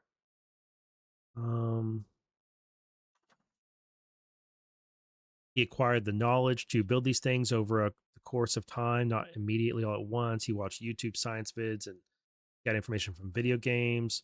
Whatever the precise contours of the defendant's research and preparation, it was sufficiently extensive for him to assemble the 2 pipe bombs in the hours leading up to his travel to DC, and it was sophisticated enough for him to construct a viable explosive device using all the components necessary to cause an explosion. The nature of his offenses is calculated. The moment where he engaged in the action and actually went and committed the crime, you know, that sprung up because he says something snapped, but everything else that led up to that point was very calculated. And then afterward, he continued to take steps to engage in this activity. Hey, you.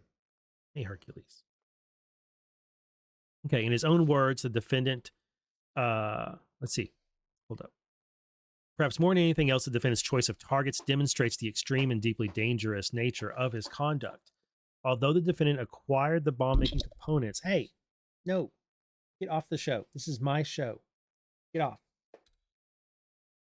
Although the defendant acquired the bomb-making components in the months leading up to January 5th, 2021, he chose to plant them at the headquarters of the nation's 2 major political parties in downtown Washington, D.C., on the eve of the January 6th certification of the Electoral College. In his own words, the defendant did so because he did not like either party, but they were in charge, and thus were, in the defendant's mind, an appropriate target for extreme acts of violence. The defendant's choice of targets risked the lives not only of those innocent pedestrians and office workers, but also of law enforcement, first responders, and political leaders who were inside the respective party headquarters or drove by them on January 6th, including the vice president-elect, Kamala Harris, and the Speaker of the House. In this sense, the defendant's invocation of the troubles in Northern Ireland is telling. Bombings in Ireland were used frequently throughout that period to kill officials and civilians for political purposes. There's a footnote there. Let me see. I wonder, see this right here? Last visited December 20. Oh, it says that. I think, so like pipe bombs are, I wonder if he's referencing exactly this. He said the troubles in Ireland, quote unquote. I wonder if he's specifically talking about this. And this, I wonder if this is a website he visited. I know it's Britannica, so lots of people go to the encyclopedia, but I just wonder if they have some information on him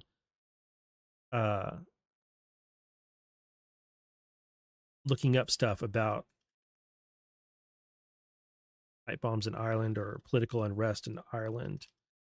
Doesn't it? Okay, I was just searching between. I wonder if anything happened in Northern Ireland in 2022 or 2019 or any of these dates. I wonder if any of the dates of his activity correlate to things happening in Ireland. Okay. I haven't picked up any on religious. I don't think there's the religious element here, but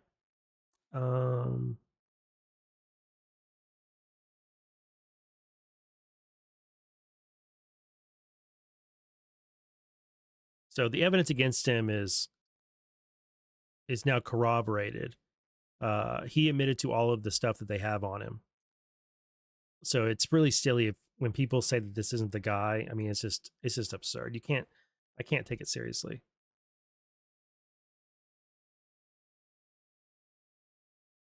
The evidence and his confession match up.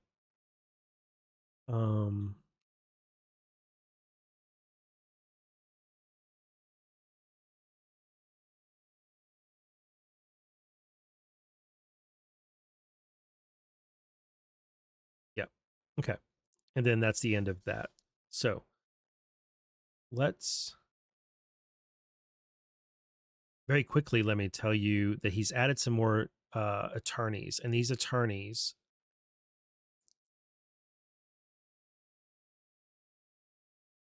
where is right here. So it looks like he's picked up the law firm called Litson Law Firm, which is out of Tennessee. And this guy, John Ross Glover, is I think it's that guy and this one, Alex Little, are both yeah. So these three attorneys have filed appearances on the case, but John Ross Glover and Alex Little are former federal prosecutors. And I think it was Glover who also worked for the AG's office of Tennessee. So these guys have have lots of experience being on the other side of the table, and now do criminal defense for both violent crime, white collar crime, a bunch of other things. Zachary Lawson, I don't remember in his bio seeing anything about him being a prosecutor. But Cole has now finally picked up actual criminal defense lawyers, in addition to him having the HDR firm, the Humanity, Dignity, Human Rights, whatever law firm, the grievance law firm, as I've been calling them. And then we have these new motions here, one to clarify and one for Brady materials. What is this? Oh, that's granting Mario B. Williams. He's from the HDR law firm. So this one is motion to confirm the preliminary hearing date. The parties previously set December 30th, 2025 as the date for hearing. The defense did not waive the right to preliminary hearing. To the contrary, it has consistently expected it to proceed on December 30th. On December 28th, when pressed on the question of proceeding with the preliminary hearing on the 30th, the government asked to push the preliminary hearing to either January 7th or 8th. That request comes too late and does not meet Rule 51D's rigorous standard.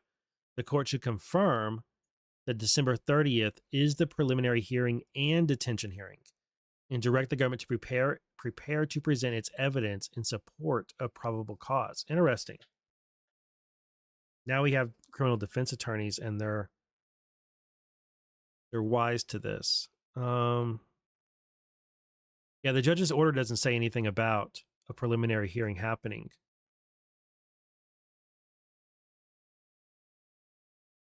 Tomorrow. Yeah, it's tomorrow.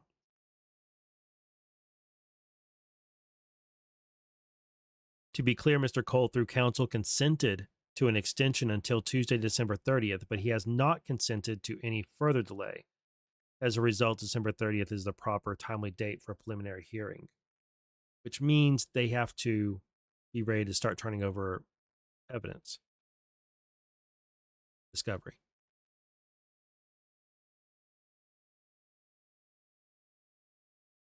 I want to see if there's anything in here about the psychological evals that were done a couple weeks ago.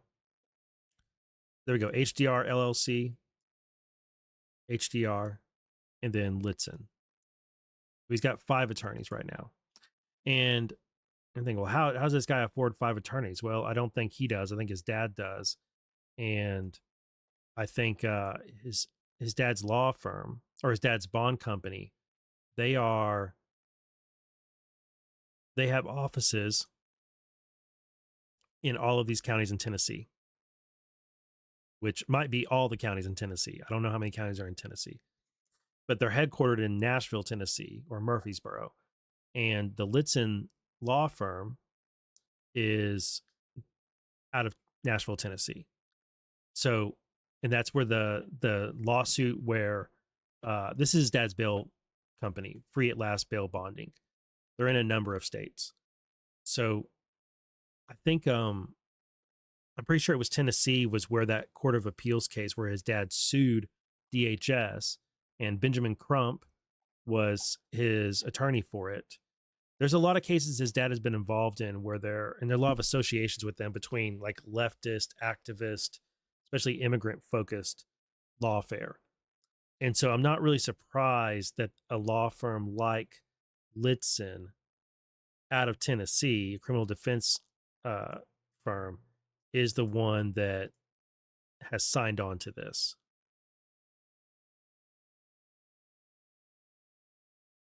Let's see. So these two guys, managing member, and these two guys are on his case, and then this guy, Ross Glover.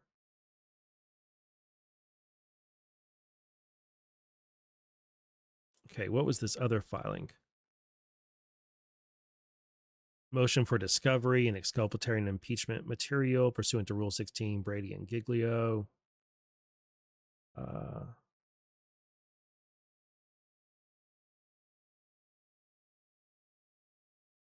Yeah, this makes sense. Is there anything new in here? I think this is just standard stuff. It's an itemized list of all the things they're asking for. Is there anything about Psych? No. Anything about it? It's not going to appear in here anyway. No. Okay. Let me see. Write down.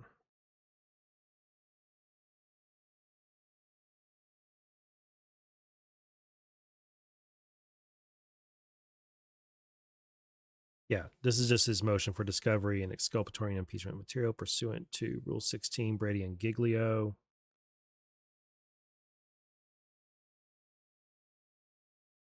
Yep, standard stuff. Standard stuff. Okay. Have there been any other filings while I've been recording? No. All right, I'm going to get this one out. If you guys are enjoying my coverage of this case, you know where to find my link tree. Thank you very much. I'll see you in the next video.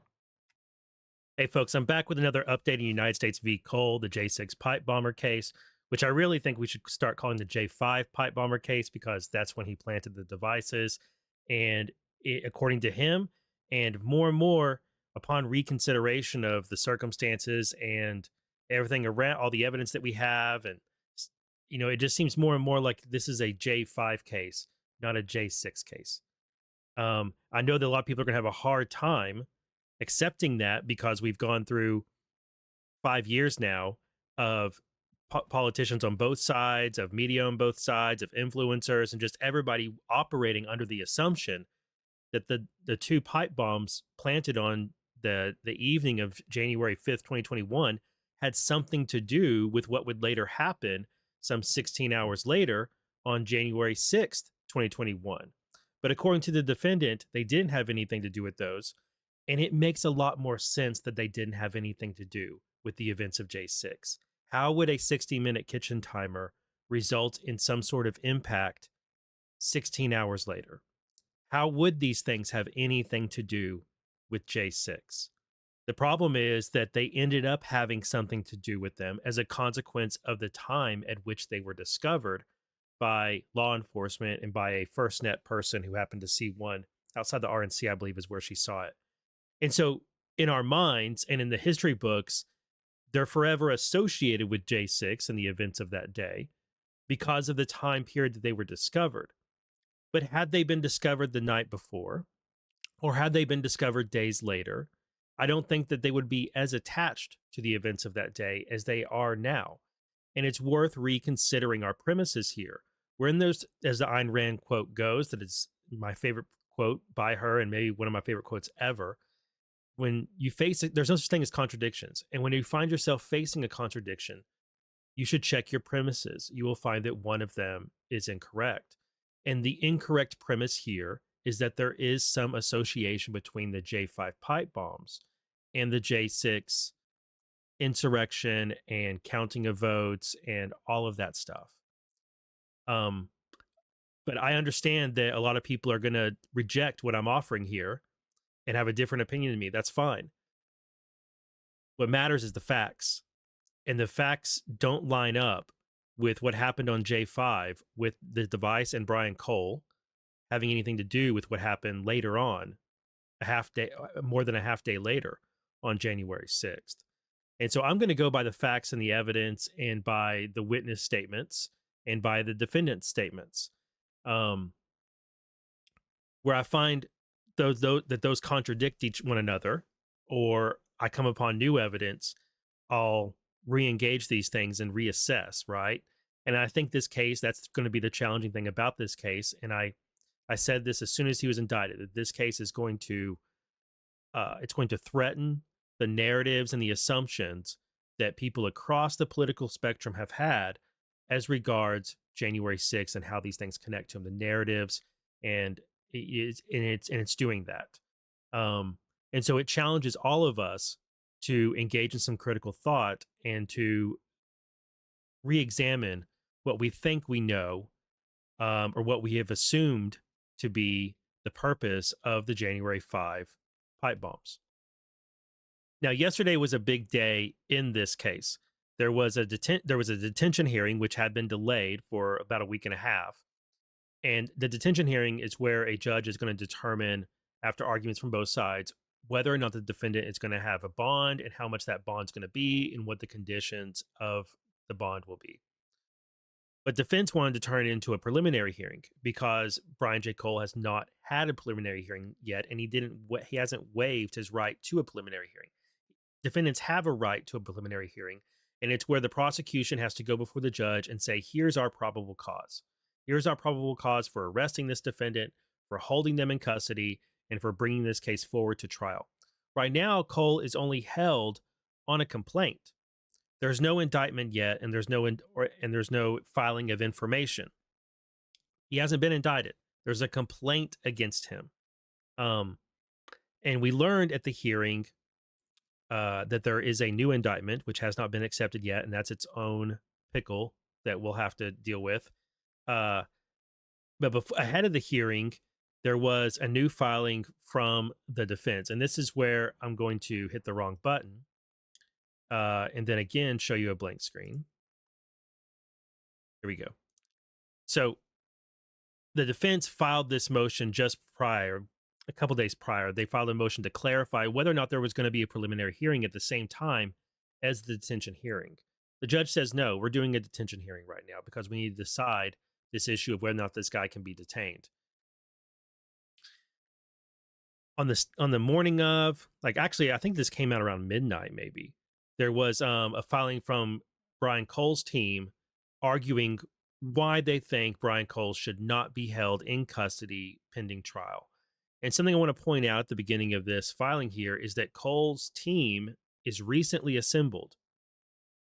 When he first was arrested, it was just John Shorman, who was not a criminal defense attorney.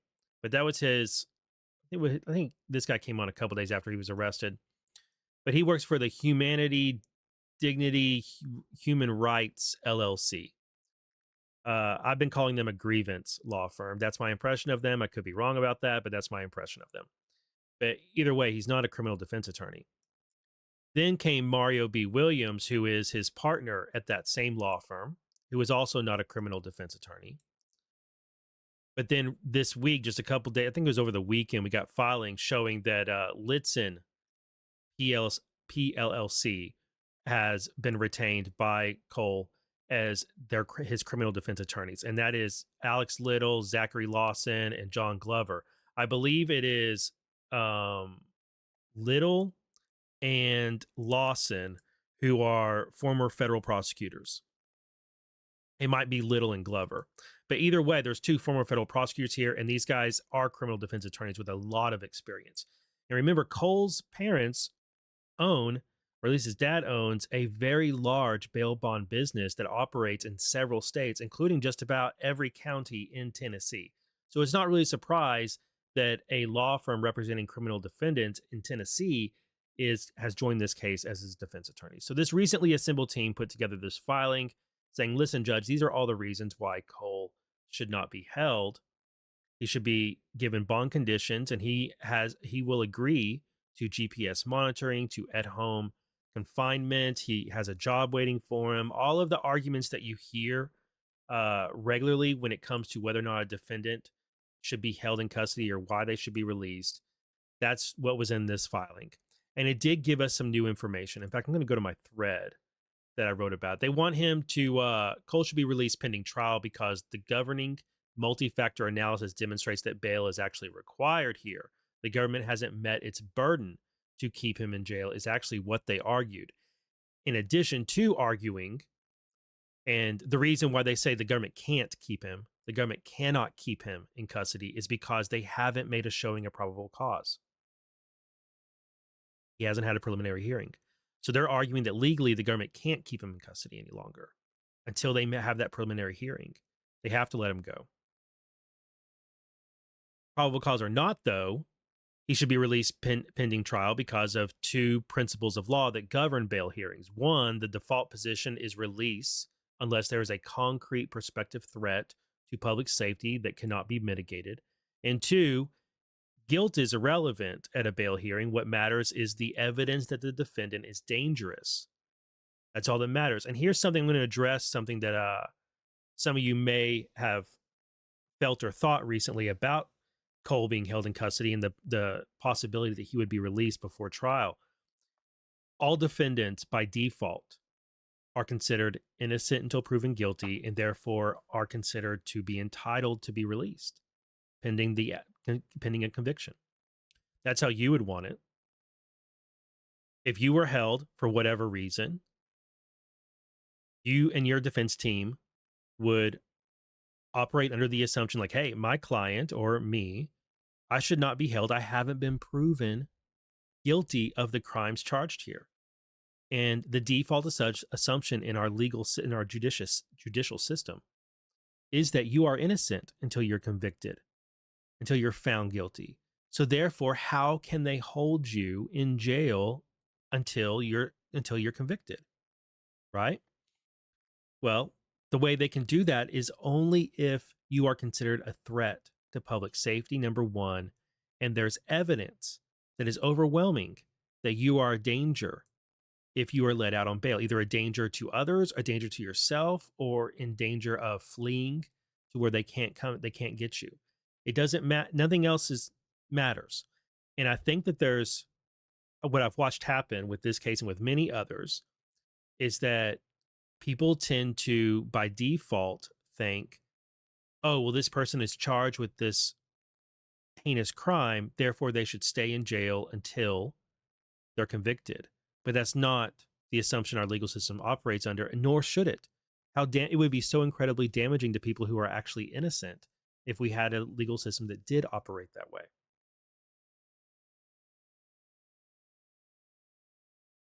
So, addressing the government's motion for Cole to be held pending the outcome of trial, they said, look, the government went on and on about how they have all this evidence against the defendant. What they didn't do is make an argument that he is dangerous to himself or to anyone else, or that he in some way presents a danger of fleeing where the government can't reach him, that he's going to evade. There's nothing like that in their filing. The government's burden is to demonstrate in a case ahead of a detention hearing. The government's burden is to demonstrate that there's some present danger or insurmountable difficulty with keeping this client, keeping tabs on him and him showing up to court and him showing up eventually to trial. But the government didn't make an argument as to that effect in their filing, according to the defense anyway. Now, here's where we learned some new things about Cole in a very tiny picture that I took. I don't know why it zoomed out that far. All right, so here's some things, some factors they want the judge to consider. Now, I'm going to roll my eyes at the very first one, that you're supposed to consider that he's an African American adult. That doesn't matter to me. The race of the defendant does not matter. His age does matter. He is an adult, so that matters. But it says Mr. Cole is an African American adult who has been diagnosed with autism spectrum disorder level 1 and with obsessive compulsive disorder. So we now have it in a court doc that he is on the autism spectrum. Level 1 is not the most extreme at all, and that he has OCD. Now, we don't know the description of OCD. OCD can manifest in several different ways, so we don't know exactly how severe his OCD is or how it manifests in him. You know, that's a whole spectrum too, and we don't know the contours of his autism diagnosis. We also don't know if this is a new diagnosis. Remember, in a previous video, I went over how 2 psychologists visited him, and they did evals on him, but the evals aren't included here. Now there's medical privacy at issue, so we're not going to learn everything they found, of course. But I do wonder if this is a new diagnosis. And the reason I wonder that is because I have the impression that possibly Cole has not received the help he needs to deal with his autism, and now we learn his OCD. I could be totally wrong on that. I'm just going off of witness statements and family member statements and some other things. But I just can't help but wonder if Cole did not receive this diagnosis until now. And this is a new diagnosis. Maybe he did receive it. Maybe his family has always known and they've just been, they didn't. I get the impression from the way the grandma talked about it that it wasn't a diagnosis. She didn't describe it as a diagnosis. She described him as slow. So I don't know. But anyway, he is on the autism spectrum, and I think that is going to be a factor in this case. I think it's going to be a major factor. He has 0 criminal history, which goes very much in his favor to getting a bond. He has no issue complying with court orders, they say. He's a high school graduate. He's had continuous employment since his teenage years at his family's business. He's lived in the same community since childhood. His neighbors and others who have dealt with him over many years vouch for his character. They filed like 5 letters of people vouching for his character. They're pretty typical stuff. There wasn't really anything interesting in them. He does have his job is waiting for him. He has a custodian, meaning people at his family members will be his custodian. Now, I don't know if that's a legal thing that they're a custodian of him. It could be, though.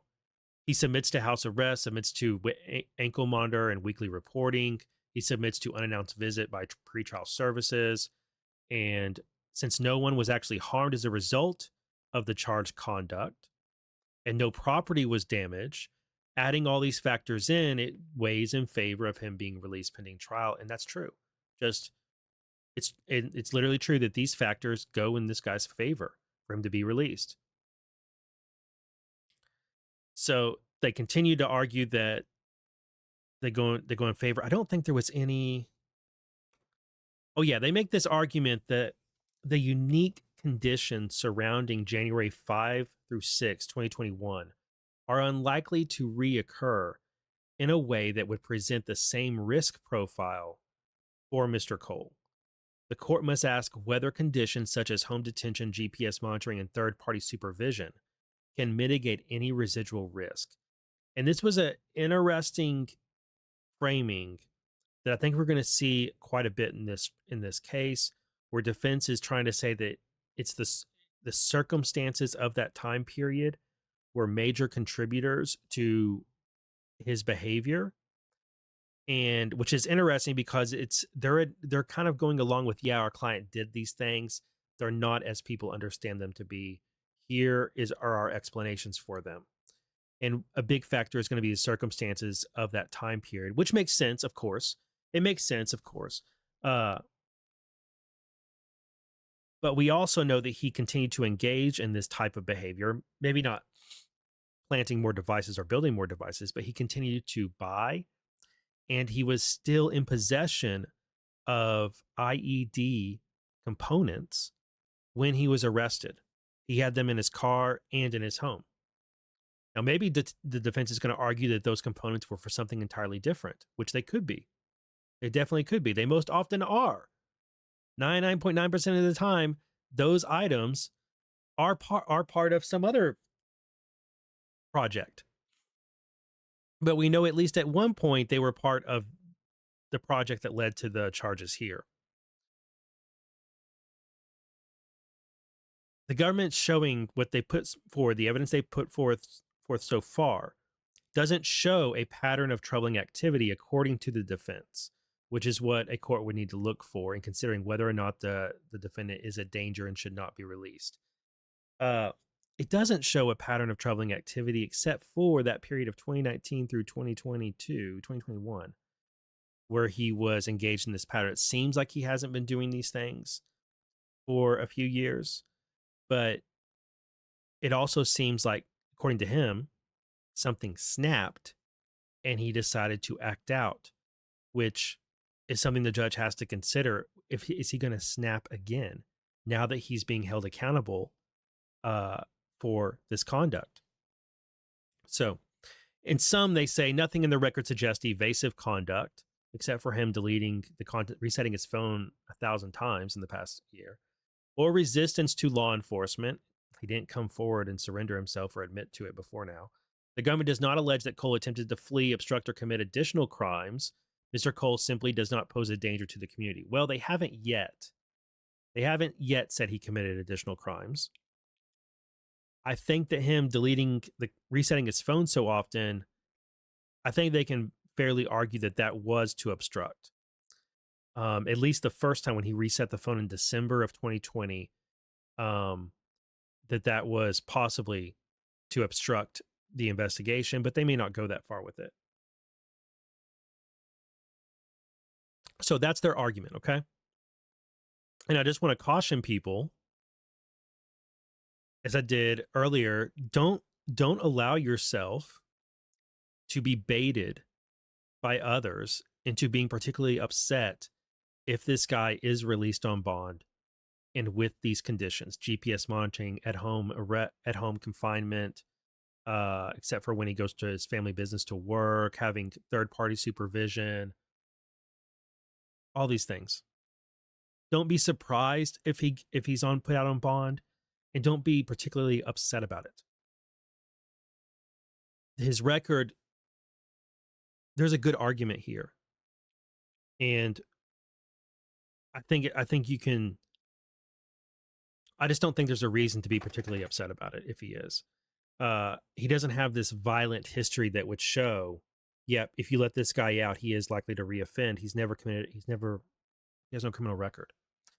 But also don't be surprised if the judge decides to keep him in custody because he's shown, one, a willingness to engage in this type of dangerous activity that could indiscriminately harm people. And two, he continued making purchases in line with buying components that would lead to more IEDs being constructed. So after doing it one time and not being caught, he continued to engage in behavior that was in line with those things. And that's a big concern. He's reset his phone almost 1,000 times in the year since. And so that shows obstruction. He never came forward and told people that he did this. He never went to law enforcement about it. So while you may not think he'd run away, if he did engage in criminal activity while out on bond, he's shown that he knows how to cover up that activity and he's willing to do so. So there's a lot of reasons also to think that he should be detained. What I'm really trying to say is it's not so clear cut either way. It's not clear cut either way. Now, I am going to say something else. The story in this case is looking like it will develop into one that's more about mental health, parenting, influences, internet forums, and the politics at the Cole family home and family business. I don't think this case is going to it doesn't seem like it's going to develop into a case about January 6th. It's going to develop into a case about these things. However, I expect influencers to resist that and to keep on making it about January 6th. And I expect the defense to keep on making it about January 6th because I think they're going to try and scapegoat his activity. And I think they're going to try and blame it on Trump, perhaps, and things Trump was saying. I think they're going to try and blame it on the right being violent and him being caught up in it. I think that there's going to be scapegoating in that direction. So in that sense, J6 is just like it's always going to be attached to the pipe bombs because of when they were discovered. I think it's going to continue to be attached to the case in the sense that they're going to try and blame Trump and MAGA for the events of J6 and for the behavior Cole engaged in before J6, which again goes to the fact that this didn't have anything to do with J6. He did these things on J5. He did this on J5. And they weren't 24-hour timers or 18-hour timers. They were 60-minute. And he told FBI he placed him at the time that he did because he didn't want anybody to get hurt. He just wanted to do something. He wanted to act out in some way that did something to the two parties. Because he viewed the DNC and RNC as representing the two parties, and the two parties were who were in power, and the world was getting worse. I'm not telling you it's a rational take. I'm telling you that's what he said. And that, to me, that makes more sense than him doing these things because of any of the events that were going to happen the next day, which he didn't even know about. How could he have known about the events the next day? It's not like he was part of Oath Keepers. Anyway, let's get to the hearing.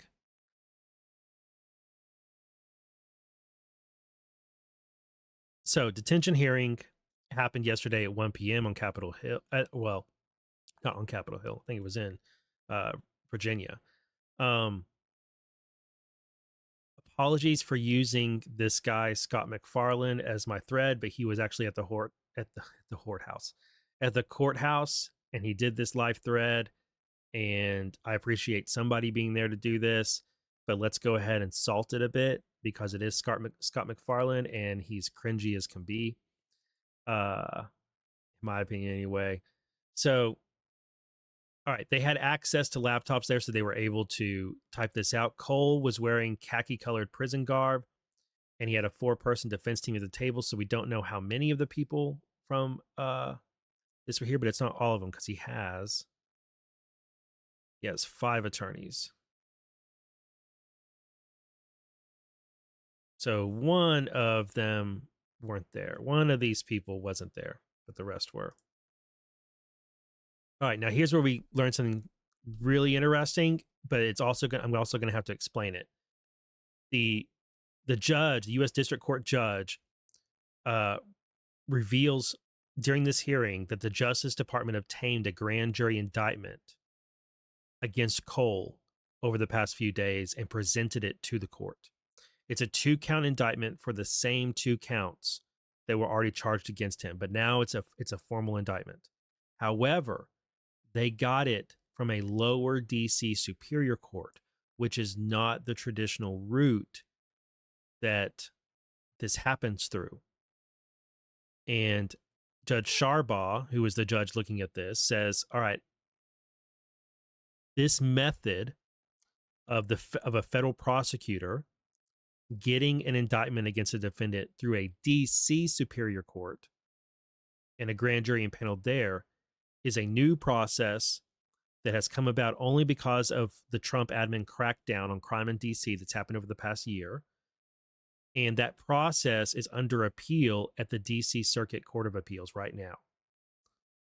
And the question is whether or not a local court can get an indictment and then send it up to the U.S. District Court, okay? So the D.C. Superior Court is the local court for Washington, D.C.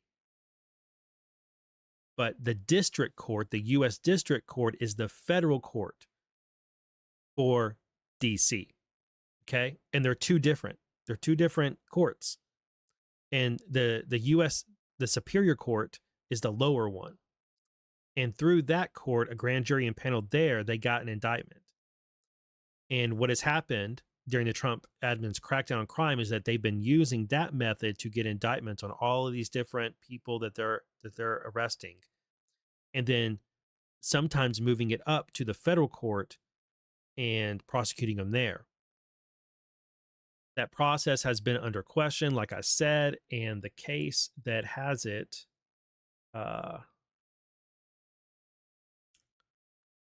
see, I have a article. Where is it? Here. Federal prosecutors, this is an article from December 1st. Federal prosecutors recently stumbled on a new avenue to charge crime in the nation's capital while seeking to follow through on President Trump's crackdown in Washington. A federal judge ruled on November 20th that because of the complexities of the local laws in D.C., judges in federal district court in Washington must accept indictments for federal crimes that prosecutors secure from a local grand jury, which is what this would be. That decision appeared to grant prosecutors a new option for charging defendants, as long as it's a felony. But defense attorneys challenge that, and it's before the Court of Appeals, so it's not decided yet. So this judge in the Cole case is not accepting the lower court indictment for now. So that's a hang-up.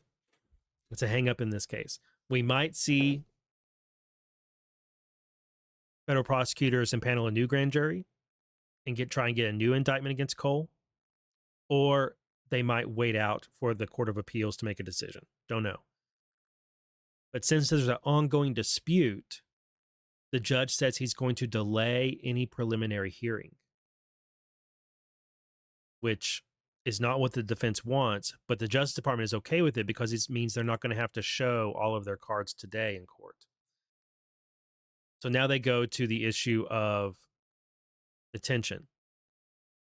And after back and forth, prosecutor says Cole admitted to destroying evidence of his guilt. What the defense is asking for is for him to just go back to like he was before he was indicted, which can be dangerous because of the activity he engaged in. Prosecutor argues Cole wiped his cell phone 943 times, including before his arrest on December 4th, which is obstruction and concealment. Prosecutor invokes term extreme political violence. That's what the type of thing that Cole was seeking to engage in then, and there's no reason to believe that he wouldn't seek to engage in that now. And the judge responds, look, these are serious charges. You don't have to convince me. So he's like, hey, you can back off on that. You don't need to press me on it. I get it. Judge tells prosecutor there'd be stringent conditions on Cole if he was released now, unlike in 2020. But the prosecutor responds, the court has to consider whether it can rely on the defendant to abide by those conditions. Cole faces the judge, but he shows no emotion through the proceedings, and Scott says he doesn't see him speaking to his defense attorneys about it. Judge asks, what evidence does the Justice Department have to offer that Cole is dangerous? And the judge says the government has to make a forward-looking argument. The backward-looking argument toward J5, it's understood how he's dangerous at that time, but how is he dangerous going forward? And the judge calls the pipe bomb case J6 adjacent.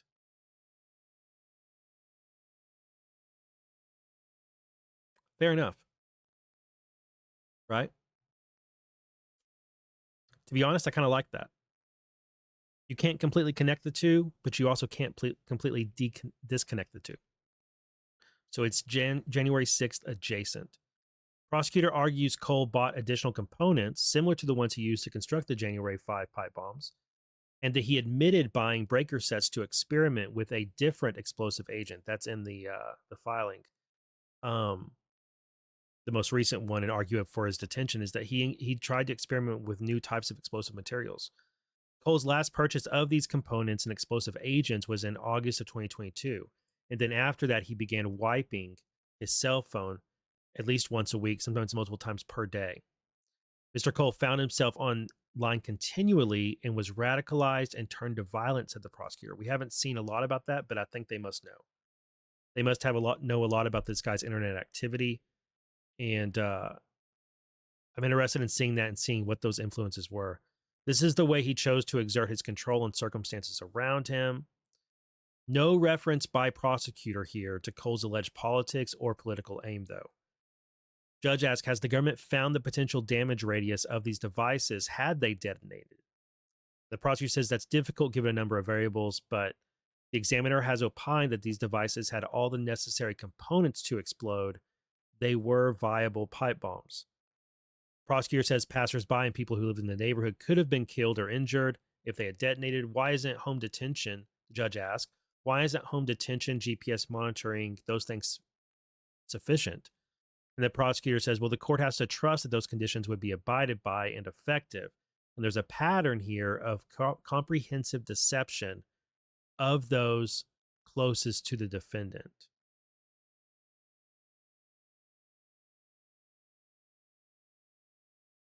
It could just be the way Scott McFarlane wrote that out. But the way he did makes me think that the family also helped cover for Cole, even though Cole said he never told his family what he had done. There's a pattern, quote unquote, of comprehensive deception of those closest to the defendant. He might have meant that Cole was deceiving those closest to him over all these years, which that makes sense. There's a pattern of comprehensive deception of those closest to. I think that's what he probably means. Defense attorney for Brian Cole is now arguing for pretrial release. No criminal history. No, we already went over those things. He has strong community ties. Defense says the Justice Department filings don't reference black powder. No, but they reference homemade gunpowder. Cole hasn't purchased the alleged bomb-making materials in more than 3 years, argues the defense, and that federal agents were watching Cole for weeks before he was arrested. Defense says we don't have one text message showing a conspiracy. Defense notes Cole does the same routine every day. He walks his dog, he goes to get pizza, he's OCD and on the autism spectrum. Cole did not try to avoid detection, according to the defense. Yeah, I don't believe you.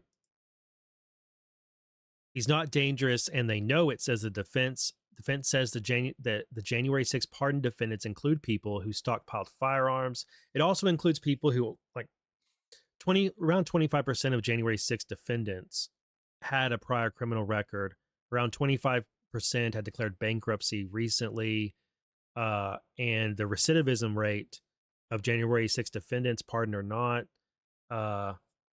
is not good. A certain type of individual engaged in January 6th, in criminal activity on January 6th. There's just no doubt about it. It's in the data. And what they're arguing here is that Cole is not like them. And I tend to agree. I think you can make that argument. He shouldn't. Yeah, I tend to agree with that. But most January 6th defendants also were given pretrial release. 70%, I think it is. I think 70% of January 6th defendants were out on bond. One of Cole's relatives is on the stand now, and then they vouch for him. The judge asked the prosecutor if Cole was posting dangerous or inflammatory things online, and the prosecutor says no. He was a consumer of online info. Might be one of the reasons it's been difficult to track and find, through OSINT, where Cole was active and what he was doing online, because he wasn't posting. He was just consuming it. And I think, guys, the reason he deleted his stuff so often is because he was going to websites that he didn't want people to discover on his phone. And, it could be as simple as his parents were checking his phone. We don't want it to be that simple. Like, it's kind of like natural, or, we're kind of programmed by media around us to always want the most sensational explanation to be the thing. But it doesn't have to always be that. It could be that he was going to websites his parents didn't approve of. It could also be that he's OCD. It could also be that he liked having a fresh phone. And in resetting it was something that was part of his OCD. That could also be a BS argument that the defense is going to try and use to explain him resetting his phone. So the judge decides to take a recess on this. And what ends up happening is the judge decides not to make a decision yet. He says he's going to take it under consideration for now. And then after the hearing concluded, Cole remained in custody. And he asked both sides to today file a brief to him on how the issue of the lower court, the Superior Court of DC returning an indictment versus a federal district court returning an indictment, how that factors in this case. So basically he said, defense, what are your thoughts on the indictment and whether or not I should accept it? Prosecution, what are your thoughts on whether or not I should accept the 2-count indictment? Both parties are directed to file something on that today. And I'm going to go over here and see if they filed it before I conclude this. They have not. So as of this recording, they haven't filed it. I may make a video about it as soon as they do. Depends on what else I have going on. Okay, so that's your update for now. So where we stand right now is that Cole is still in custody, and both sides have made their argument as to why he should be released or why he shouldn't be. And there's good arguments either way. The other thing going on is that there's a new 2-count indictment obtained from a grand jury, but it was obtained from a superior court, and it's a new method of getting indictments against defendants, and it's a method that is currently under appeal at the DC Court of Appeals. So things are not as clear-cut, straightforward in this case as we would all like them to be. This isn't TV. This isn't TV or a movie. This is real life, and things don't resolve in a 30-minute or 60-minute window. They're a bit more complicated. So, all right, that's it for this update. I will see you in the next one. Hey folks, I'm back with another update in United States v. Cole, the J5 pipe bomber case. I'm working right now on an episode of my podcast. It's going to be episode 360, Just Human, episode 360, and it's going to be completely focused. Wait, that's not right. Episode 359. Episode 359 is focused on the J6 pipe bomber case. And as I'm sitting here getting ready to put out and publish it on Substack, YouTube, Rumble, and on X, we get an update in this case, which is the judge has sent out an order. He just put out a memo and order on Brian Cole's detention. I have not read this order. It's 19 pages, so we're going to look at it together. Yeah, let's find out whether Cole is detained.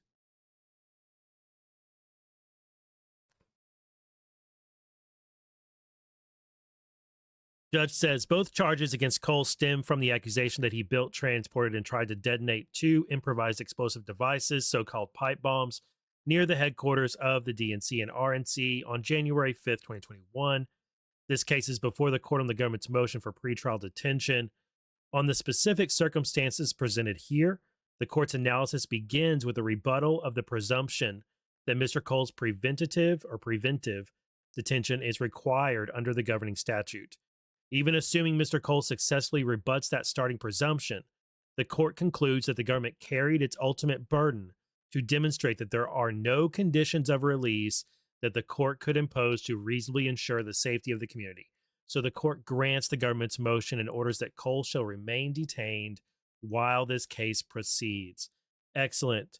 So Brian J. Cole will stay in jail pending trial. All right, let's see how he arrives at his decision, because this is interesting to me. If you don't know why I spend so much time going through something like this, it's because it's interesting to me to see how the judge weighs the factors. And there are some interesting factors here in this case. I do think that it's the right thing to do to keep him detained, to keep him in jail pending trial. But I also think it's very important to recognize that we're all presumed innocent until proven guilty. And there's a default position of the court, which is a good thing, that there's a default position that you should be free to continue living your life until you're convicted. However, there are circumstances where the law says, yeah, this guy's a danger to others and or he's at risk of never appearing before the court again. And there are factors that weigh in favor of keeping someone detained, which means depriving them of their liberty pending their trial and their conviction or not. So I think it's when you get into these details, I find it fascinating to see the argument and the reasons back and forth and how the justice system weighs those things. So if you find that kind of thing interesting like I do, then stick around. All right, he says underlying circumstances here are widely known, at least in broad strokes. January 6th, law enforcement discovered two IEDs near DNC and RNC in their headquarters in DC, both in close proximity to the U.S. Capitol. January 6, 2021, of course, was the date Congress convened to certify the election results. Get this back right here. Of the 2020 election, U.S. lawmakers were assembled nearby to carry out their constitutional duty. Neither device detonated, thank God, and the U.S. Capitol Police were able to carry out a render safe procedure on the IEDs without incident. But all the same, the surrounding events triggered serious alarm, particularly given the timing and broader context within which they occurred. And so the government commenced what would become a lengthy investigation to identify and hold accountable the suspected perpetrator or perpetrators. Fast forward nearly 5 years, on December 3rd, 2025, law enforcement criminally charged Mr. Cole with planting the IEDs. Specifically, the criminal complaint against him encompasses two offenses. One, transportation of an explosive device in interstate commerce with the intent to kill, injure, or intimidate any individual, or unlawfully to damage or destroy any building, vehicle, property, etc., under 18 U.S.C. 844D. And then charge two is malicious destruction or attempted malicious destruction by means of fire and explosive materials under 18 U.S.C. 844I. According to the government's proffer in support of detention, its investigation pointed to Mr. Cole for at least the following reasons. One, the government assessed that the IEDs were placed at approximately 7:54 and 8:16 p.m. at the RNC and DNC headquarters, respectively. Actually, I flipped those. I got dyslexic there for a minute. DNC and RNC headquarters, respectively. The government's analysis of Mr. Cole's cell phone records showed that his phone interacted with 5 different cell towers in the vicinity of those two locations during that time window on January 5th, 2021. Next, a license plate reader recorded Mr. Cole's vehicle and tag in the area around 7:10 p.m. that evening, exiting I-395 South at South Capitol Street. So before he planted them, so 45 minutes before he planted them. The government reviewed Mr. Cole's financial records, including credit card and bank account statements, which showed that he purchased nearly all of the distinct components used to construct the two IEDs from retail locations in Northern Virginia on various dates throughout 2019 and 2020. The government's detention memorandum catalogs in detail these component parts and their purchase dates in chart format. Also, it says in a footnote here, as discussed later, the government's proffer also indicates that Mr. Cole purchased more of those same components for many months past the events of January 26, up to and including in August of 2022. On December 4th, 2025, law enforcement arrested Mr. Cole at his home in Woodbridge, Virginia. In conjunction with the arrest, law enforcement executed various search warrants, including on Mr. Cole's residence and his vehicle. Inside the residence, in a closet that was accessible only through Mr. Cole's bedroom, law enforcement recovered several of the same components that had been used in the explosive devices recovered outside the DNC and RNC headquarters in January 2021, including metal pipes, iron and galvanized end caps, wire, and more. Inside Mr. Cole's vehicle, law enforcement recovered more of those same parts, including metal pipes, iron and galvanized end caps, and a 9-volt battery. Law enforcement also seized a cellular device from Mr. Cole's person during the arrest.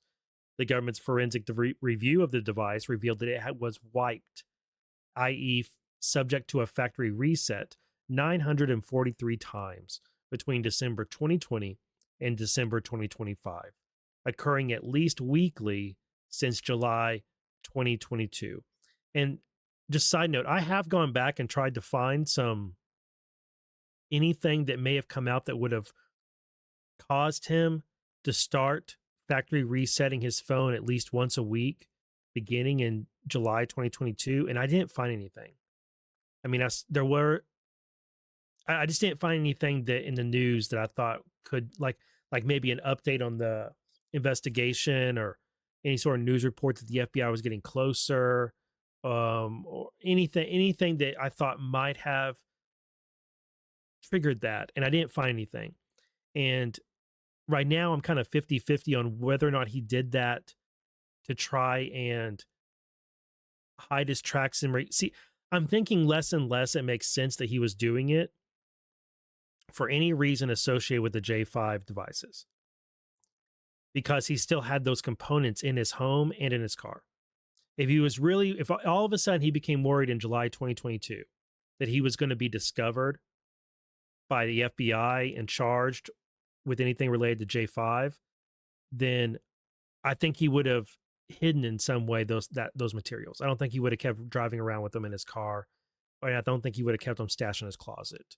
If he had the wherewithal on the day of to hide his face and wear unremarkable clothing except for the shoes, and then if he had the sense to also wipe his phone, but he didn't have the sense to clean the items out of his closet or his car, there's a disconnect there.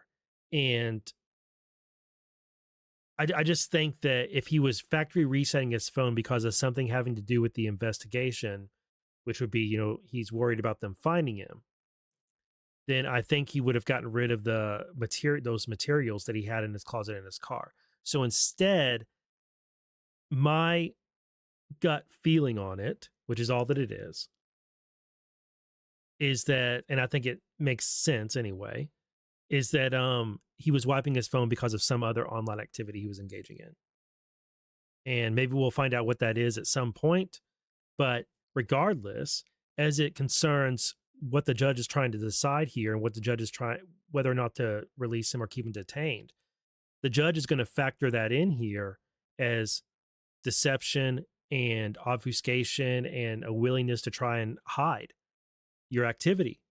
So it factors against letting him out, and it weighs in favor of keeping him detained, obviously. All right. So following his arrest, Mr. Cole was transported to the Washington field office of the FBI, where he reportedly executed a written waiver of his Miranda rights and agreed to be interviewed, according to the government's characterization of the video recorded interview, which a characterization the defense did not contest as part of the detention proceedings, whether in its written submissions or during detention hearing. That is very notable. The following transpired. Mr. Cole initially denied any involvement in the underlying offenses. He acknowledged that he drove into D.C. on the evening of January 5th, 2021, but claimed he was simply attending a protest. That's what he at first said. He was going to attend a protest, quote, in support of then President Trump about the outcome of the 2020 election, which of course is a news item that many on the left have run with to try and tie this guy to Trump. Reportedly, though, after several hours, Mr. Cole admitted he was the suspect depicted in the surveillance videos. At that point, the government represents the interviewing agents advised Mr. Cole that they could continue the interview or stop it. Mr. Cole asked for time to process things, and the agents stepped out for about 20 minutes. When they returned, Mr. Cole reportedly agreed to continue the interview and executed a written waiver to delay his presentment in court. And then later on, he would admit he did not go to DC on January 5th to attend a protest. So that's one way. There's this thing, it's like a piece of information where, yeah, it's true. He did tell interviewing agents this, but later on, he told them that wasn't true. Mr. Cole, according to the government's proffer, then walked the interviewing agents through his construction, transportation, and placement of the explosive devices on the evening of January 5th, 2021. He described how he manufactured the devices, including the black powder inside. He told the agents he assembled the devices in the hours before he drove them into Washington, D.C. from Virginia that same evening. Mr. Cole explained that after parking his vehicle near the relevant area on Capitol Hill, he put one of the devices in his backpack and walked toward the DNC headquarters, where he set the timer to its maximum duration, 60 minutes, and placed it under a public bench near the building. At that point, Mr. Cole stated he returned to his car, placed the second device in his backpack, and walked to the RNC headquarters, where he likewise set that timer for 60 minutes and left the device next to a trash bin outside the building. Mr. Cole explained he had used Google Maps to locate these locations in advance. Afterward, Mr. Cole returned to his vehicle, left the city, picked up food at a restaurant, and went home. Mr. Cole explained to the interviewing agents again, at least according to the government's characterization of the post-arrest interview, which was recorded, if you recall, that he was not really thinking about how people would react when the bombs detonated, but he hoped there would be news about it. He said that when he learned the devices did not detonate, he was, quote, pretty relieved, reportedly stating that he planted the devices at night because he did not want to kill people. When the agents asked about Mr. Cole's motive, he said that something just snapped after watching everything getting worse. He described wanting to do something to the parties because they were in charge, and stated that he did not like either party. During the interview, Mr. Cole apparently denied that his actions were directed at Congress or the election certification proceedings scheduled to take place on January 6, 2021, and that makes sense. How could they be directed at that? He planted these things some 16 hours before those events went down. On December 5th, 2025, Mr. Cole had his initial court appearance. During that hearing, and also, how could it be he didn't plan this out? He says he spurred of the moment constructed them and then went and did it. Now, maybe that story will change later. It could. But that's what he put in his confession. On December 5th, 2025, Mr. Cole had his initial court appearance. During that hearing, the government moved for his pretrial detention, and the presiding judge scheduled a hearing on it. We already know all this from the other videos I've done on it. All right, discussion. It talks about bail reform, and then also United States v. Munchell, which is a case that the defense raised. That is a January 6th case where it was argued that that person was spurned to go do these things, and he used the presence of the large crowd on January 6th to go in and conduct illegal activity. And so the circumstances around his criminal activity were made possible or spurned on, or a factor in his criminal activity were the circumstances of J6 2021 specifically. Okay, let me scroll past all this because he's going to reference it anyway. Applying the principles above, the court concludes that this case implicates a rebuttable presumption of detention. And even assuming Mr. Cole rebutted that presumption, the government has shown by clear and convincing evidence that there are no conditions of release that can reasonably assure the safety of the community. And it makes a footnote here that during the hearing, the government confirmed that it does not presently seek Mr. Cole's detention under a risk of flight theory. So the court's discussions focus on dangerousness analysis. All right, the Bail Reform Act triggers a rebuttable presumption, quote, that no condition or combination of conditions will reasonably assure the safety of the community if there is probable cause to believe that the person committed one of a list of crimes enumerated by statute, including the violations at issue here. On this basis, the government says a rebuttal presumption of detention applies here. The defense says otherwise, insisting the government has not established probable cause to believe that Mr. Cole committed on an offense under Section 844I. The court agrees with the government. As an initial matter, the defense argues in its brief that the only way the government can show probable cause for these purposes is through an indictment returned by the grand jury. That is wrong. The two cases cited by the defense did not hold that a grand jury indictment was the only path to finding a probable cause in this context. Instead, they considered and rejected a theory that some, quote, independent finding of probable cause above and beyond a grand jury indictment was necessary. In other words, the defense's cases stand for the proposition that a grand jury indictment is sufficient, but not necessary, to establish probable cause for purposes of triggering a rebuttable presumption of detention under Section 3142E. And longstanding case law in this district is consistent with that understanding. And apart from an indictment, the facts found by the judicial officer at the detention hearing can determine whether the statutory presumption is implicated. In any case, the facts proffered to the court in connection with the detention hearing including the government's description of Mr. Cole's own reported statements to law enforcement during his post arrest interview, provide an ample basis to conclude, at least for present purposes, that there is probable cause to believe Mr. Cole violated 18 U.S.C. 844I, i.e., that he maliciously attempted to damage or destroy by means of fire and explosive materials real or personal property affecting interstate commerce, namely the DNC and RNC headquarters. So the court concludes that a rebuttable presumption of detention applies. From there, the defense points to several considerations that it said should serve to rebut any presumption. One, Mr. Cole has no criminal history, for instance, that he's a high school graduate who has steady employment in the area since his teenage years. More, Mr. Cole has considerable family and community support. The court assumes these points meet the modest burden of production to rebut the statutory presumption. But, as noted, that does not mean the presumption disappears entirely. Instead, it remains, quote, a factor to be considered among those weighed in the normal course of Section 3142G. This is so because the presumption is not simply an evidentiary tool designed for the courts, but serves as a reflection of Congress's substantive judgment that particular classes of offenders should ordinarily be detained prior to trial. The court therefore proceeds to analyze the relevant factors set forth in Section 3142G to determine whether pretrial detention is warranted here. In evaluating whether there are conditions of release that will reasonably assure the safety of any person in the community, the court must consider 1, the nature and circumstances of the offenses charged, 2, the weight of the evidence against the person, 3, the history and characteristics of the person, and 4, the nature and seriousness of the danger to any person or the community that would be posed by the person's release. All right, let's start with the nature and circumstances of the charged offenses. As the government fairly describes this case, Mr. Cole is charged with transporting 2 explosive devices in Washington, D.C., or into Washington, D.C., and planting them at the headquarters of 2 major political parties. The charged offenses are undeniably serious as a general matter. To simply describe them is to demonstrate as much.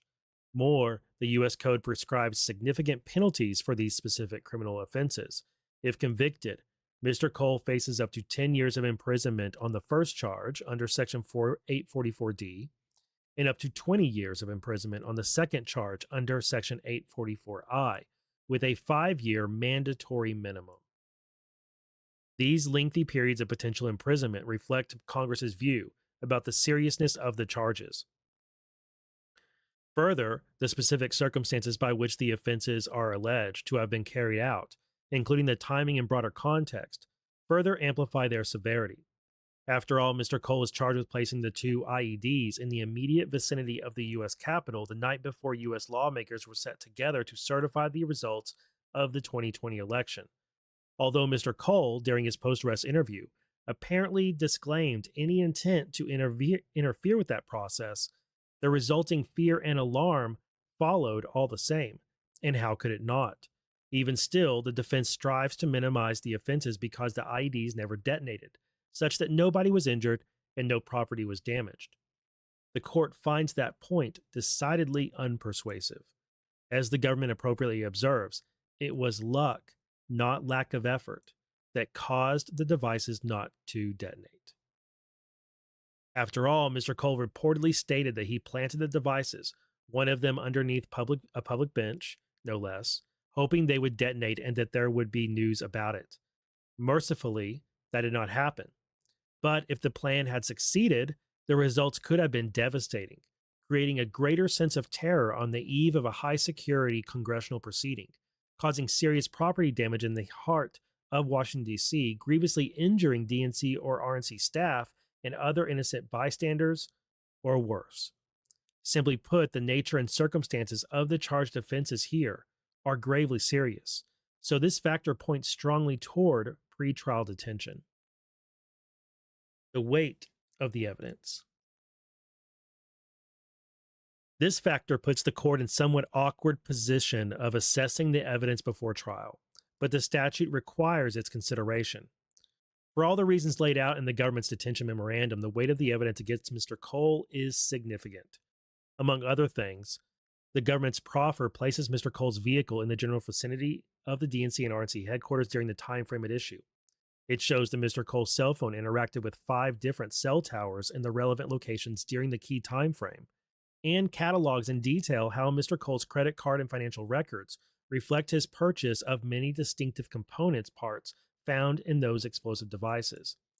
And that is all before the court even gets to the statements Mr. Cole made to law enforcement during his post arrest interview with the FBI, reportedly admitting that he was responsible for the explosive devices, describing how he built and transported them, and more. All in all, the government's proffered evidence is compelling, so this factor likewise points towards detention.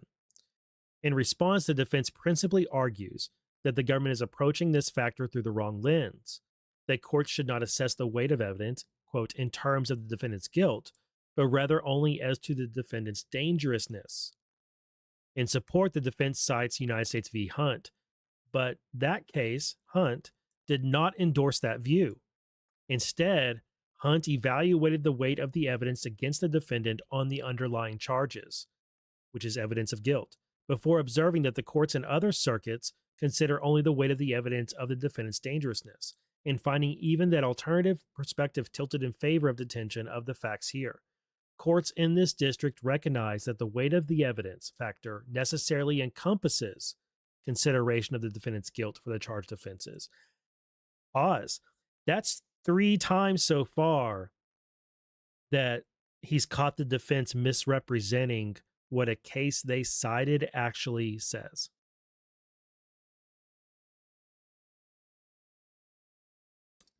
Three times.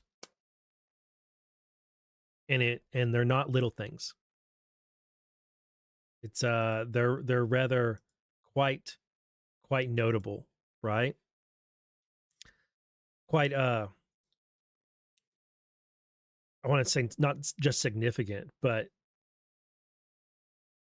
they get them just black and white wrong.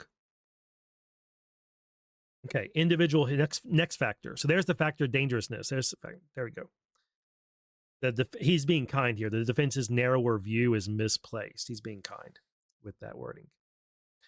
So that's 3 times they've tried to get something past this judge as far as citing case history and case law in the district, and they failed. Remember, this team is 2 people who are not criminal defense attorneys, and then 3 people who are very experienced as criminal defense attorneys, and 2 of who were former federal prosecutors, but they're from Nashville. And I don't know that I remember seeing that they had any experience in DC. Of course, this judge, this is his turf. And well, maybe they just didn't know which cases to go for, is what I'm saying. But they need to work on their Google foo, I guess. Or maybe it was an impossible task and they just threw something together, you know? They were brought on pretty last minute. Okay, next factor, individual history and characteristics. We turn then to Mr. Cole's history and characteristics. This factor requires the court to assess, among other considerations, the person's character, physical and mental condition, family ties, employment, financial resources, length of residence in the community, community ties, past conduct, history relating to drug or alcohol abuse, criminal history, and records concerning appearance at court proceedings. The defense rightly highlights several points that tilt in Mr. Cole's favor here. For one thing, Mr. Cole has no prior criminal history, let alone any history of failing to comply with court orders or conditions of probation or supervised release. He has long-standing ties to the community, and he has a network of family support. Mr. Cole graduated high school and has remained steadily employed in his family's business for many years. Finally, the defense reports that Mr. Cole is diagnosed with autism spectrum disorder and obsessive compulsive disorder. These facts, the court agrees, typically point against the need for pretrial detention, and instead suggest that conditions of release could reasonably mitigate any prospective risk of danger that Mr. Cole might pose. The government acknowledges, at least implicitly, that this factor, at least more than the others, favors Mr. Cole, but it urges the court to pay close attention to Mr. Cole's conduct after the date of the underlying offenses. Specifically, the government highlights that Mr. Cole reportedly continued to purchase some of the same component parts used in the IEDs across more than a dozen different transactions during 2021 and up through August 2022.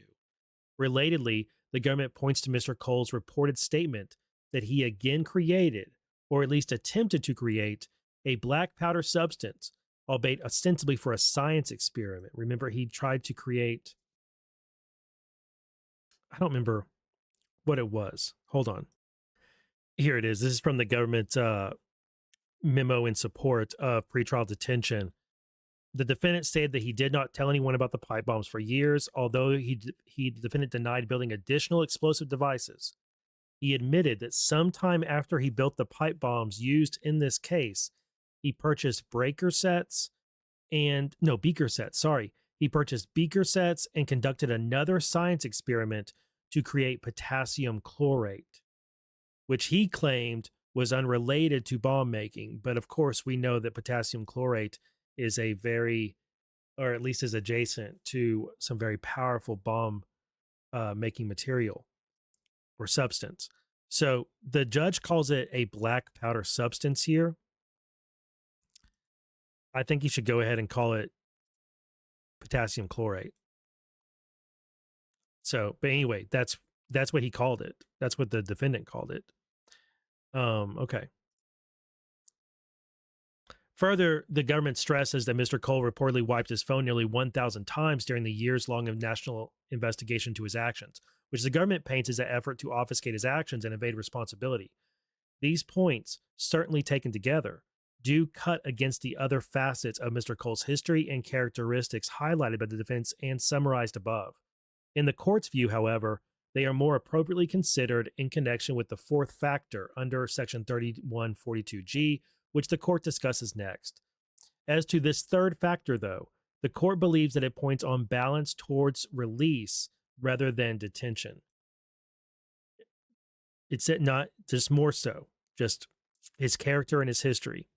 But there are some things that work against him, obviously. All right, that leaves the final factor, the nature and seriousness of danger to any person or the community that could be posed by Cole's release. Let's start with the law. The D.C. Circuit has made clear that to order a defendant preventively detained, a court must identify an articulable threat posed by the defendant to an individual or the community. That's Munchell, is the case they're going off of. In other words, the inquiry is fundamentally a prospective one, focused on the risk of future danger, rather than through a defendant's prior conduct can inform the prospective assessment. Though a defendant's prior conduct can inform it.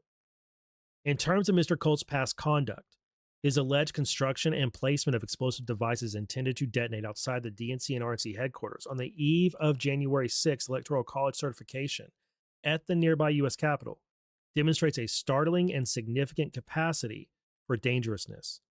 In this way, the government's focus on the conduct giving rise to the charges is important to the court's assessment, but the court cannot make a dangerousness determination based on past conduct alone. It simply informs the court's prospective view.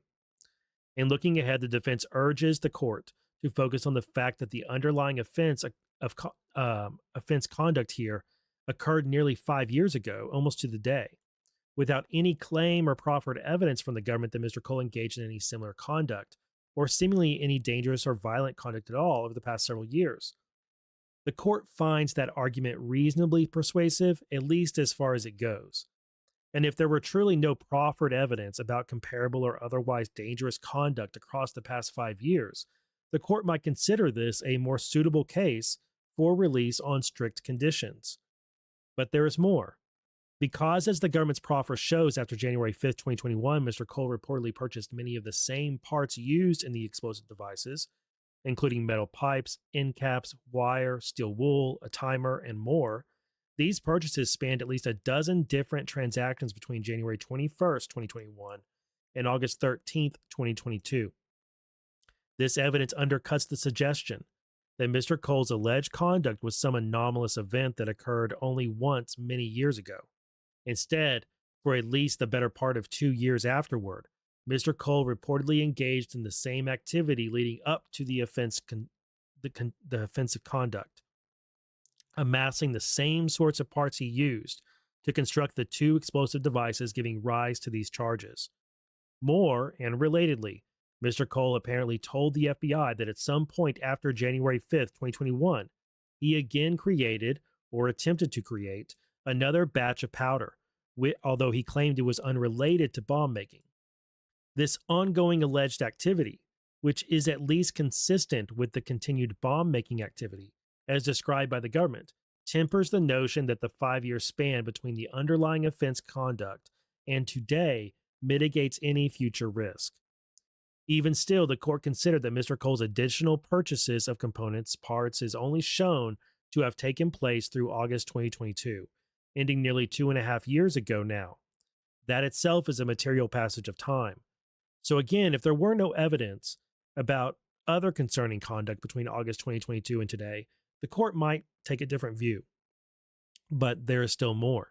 Because when law enforcement arrested Mr. Cole in early December 2025 and executed search warrants, the government recovered many of the same component parts just described in his possession, some in Mr. Cole's residence and others in his vehicle. Although several were found alongside receipts dating back years, seemingly to some of the earlier 2021 and 2022 purchases listed in the government's brief, the fact remains that Mr. Cole was still in possession of those materials as recently as last month. And importantly, these materials were not off-sites in an off-site storage unit or in a distant stash house. They were recovered in a closet in Mr. Cole's home and inside his car, two locations essentially within arm's reach of Mr. Cole's daily routine. His ongoing retention of and access to the same components used to construct the explosive devices recovered outside the DNC and RNC headquarters in January 2021 raised substantial red flags in the court's mind about a prospective risk to public and community safety. Well articulated.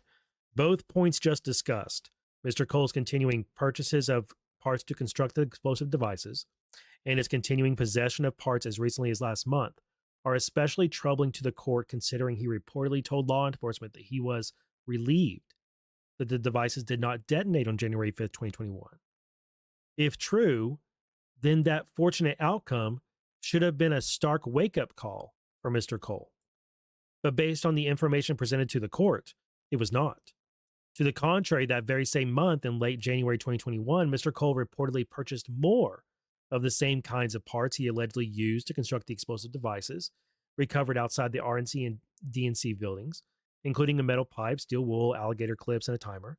And he seemingly remained in possession of those types of items throughout the last 5 years, until as recently as last month, including in his home and in his car.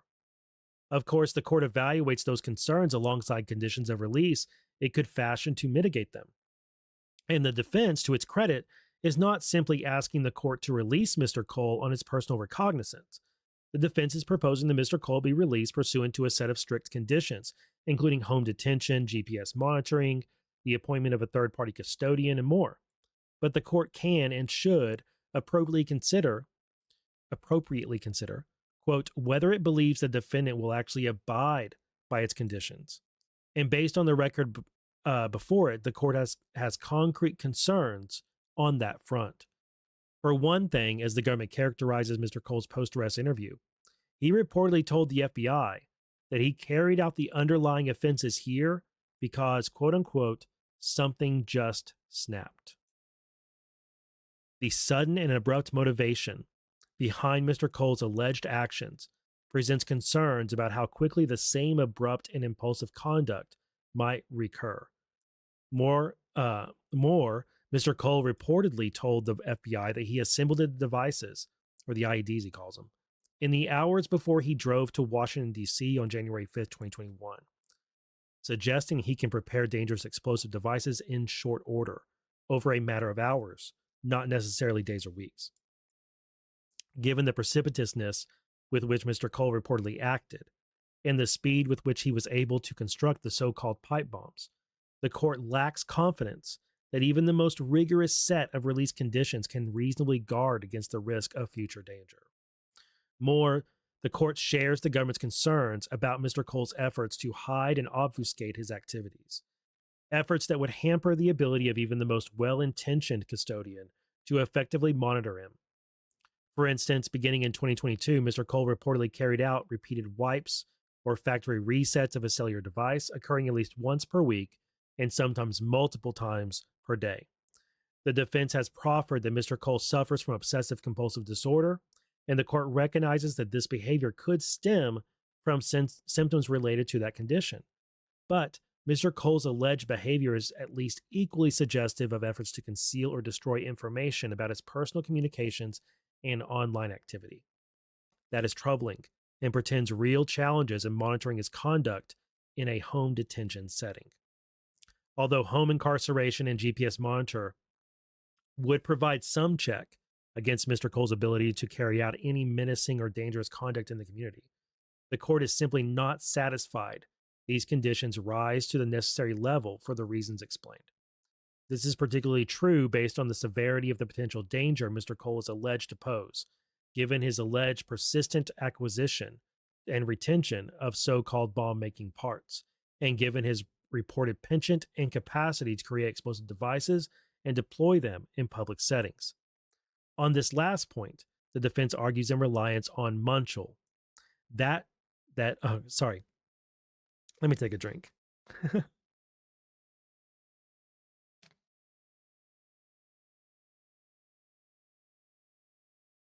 Okay. On the last point, the defense argues in reliance on Munchel, which is a 2021 case, that, quote, the circumstances giving rise to the charged offenses in this case are incredibly unlikely to manifest themselves again. Presumably, this refers to the fact that Mr. Cole is charged with planting the explosive devices amid Congress's electoral certification on January 6th. The court agrees it must consider the specific circumstances that made the offense conduct possible, but it disagrees that this factor helps Mr. Cole.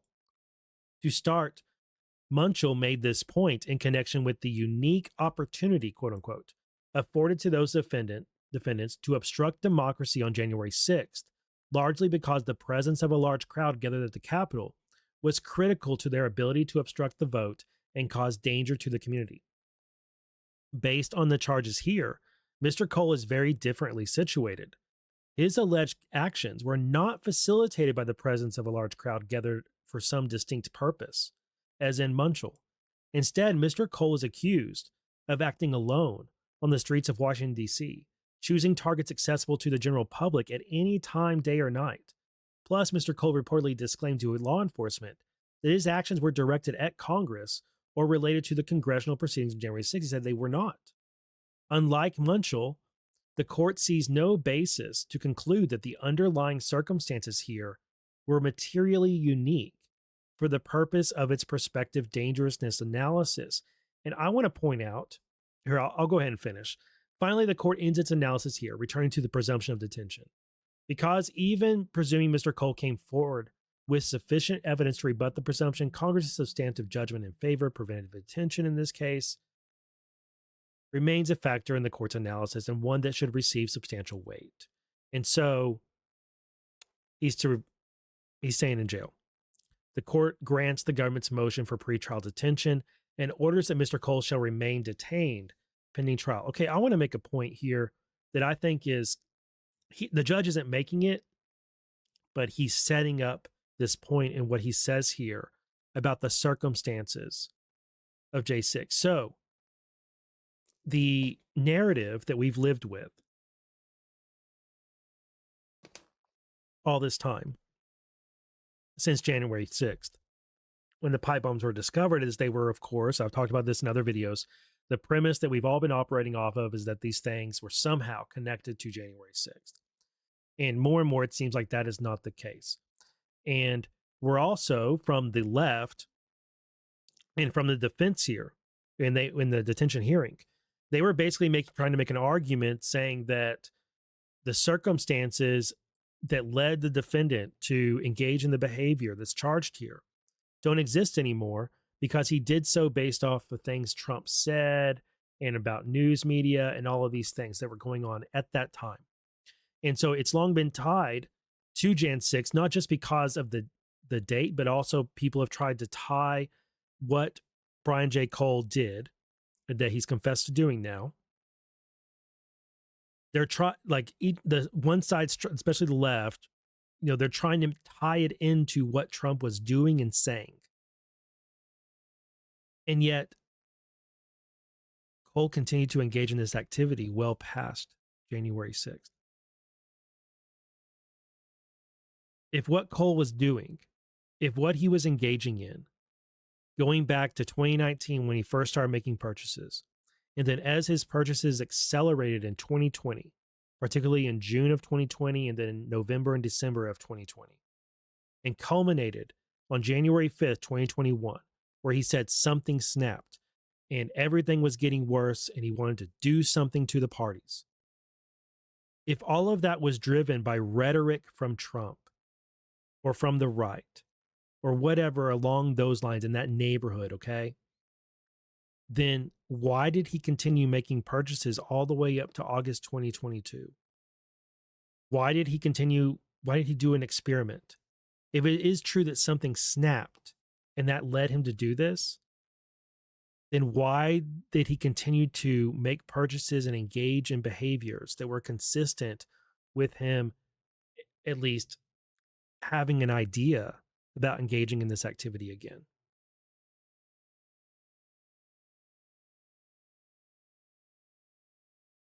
It cuts against the argument that what Cole did on January 5th, 2021 was as driven by a narrative on the right or a narrative on the left. It seems like it was driven by what was going on in his own head.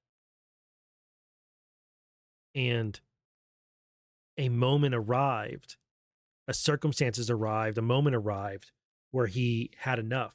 Something snapped and he acted on the thing he had ideation of or had been fantasizing about. And to me, it reminds me more of like the characteristics of someone who has a fascination with something and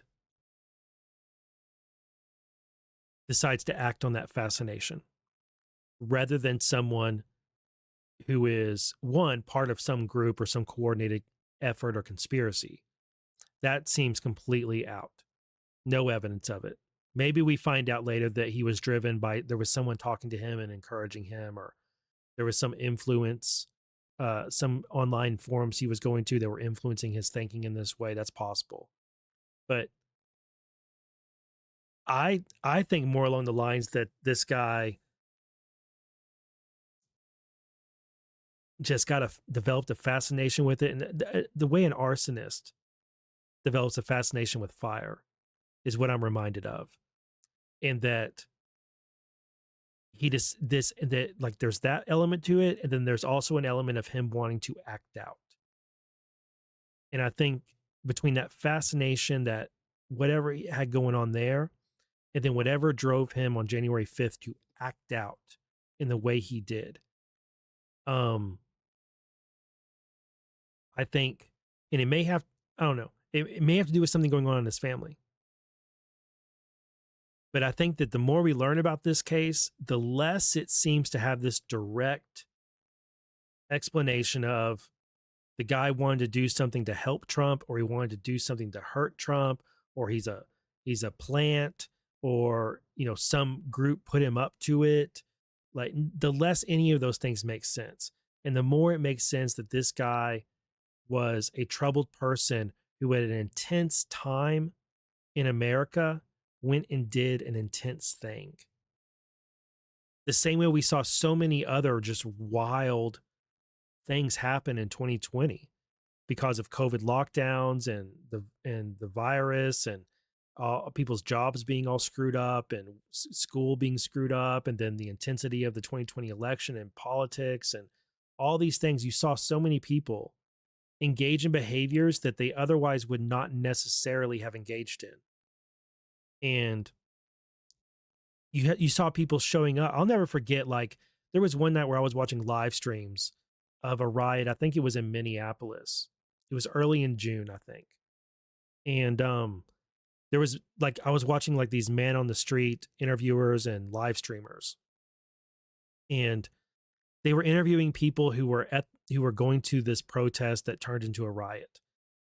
And it was one of the nights where there was a ton of fires being lit and buildings being lit on fire and cars being lit on fire and just tons of vandalism and violence. And the guy was interviewing different groups of people and asked them why they were there, what they were engaging in, who they were with, what their thoughts were. And in the span of like an hour and a half of streaming, he came across like a dozen different political ideologies. He came across people who were just homeless and had nothing better, that they were just caught up in it and were just like, what's going on? Okay. And then they were just like going along with the crowd. He ran into teenagers who were basically the same thing, or young adults who, this is the thing everybody's doing. I saw it on social media, so I decided to come and see what was up. They really didn't have like this. They weren't politically driven or ideologically driven. They were just like, oh, this is what everybody's doing in the neighborhood tonight. What's all this about? Their curiosity. And then there were people who were Marxists, straight up Marxists. There were people who were commies, straight up commies. There are people who were just anti-government. There were Antifa. There was BLM. There was what are they? The Black Israelites. I remember there was a group of Black Israelites that were participating. There were so many others. And it was like there was this thing happening in the city, and these people showed up. And they didn't have a whole lot of a rhyme or reason. And they definitely didn't have like they didn't really even have an aim.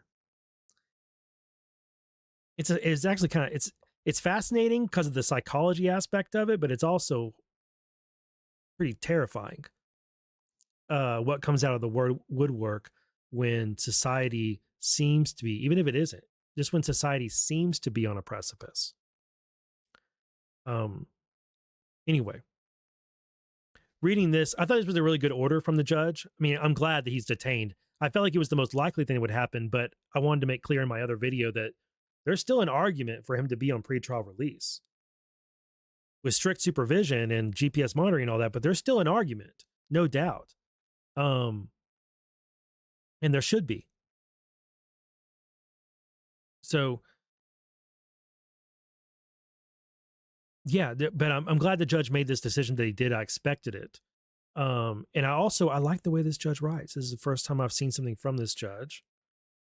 And I very much like his command of the language. It's a magistrate judge, Matthew J. Sharbaugh, it says, or Sharbo.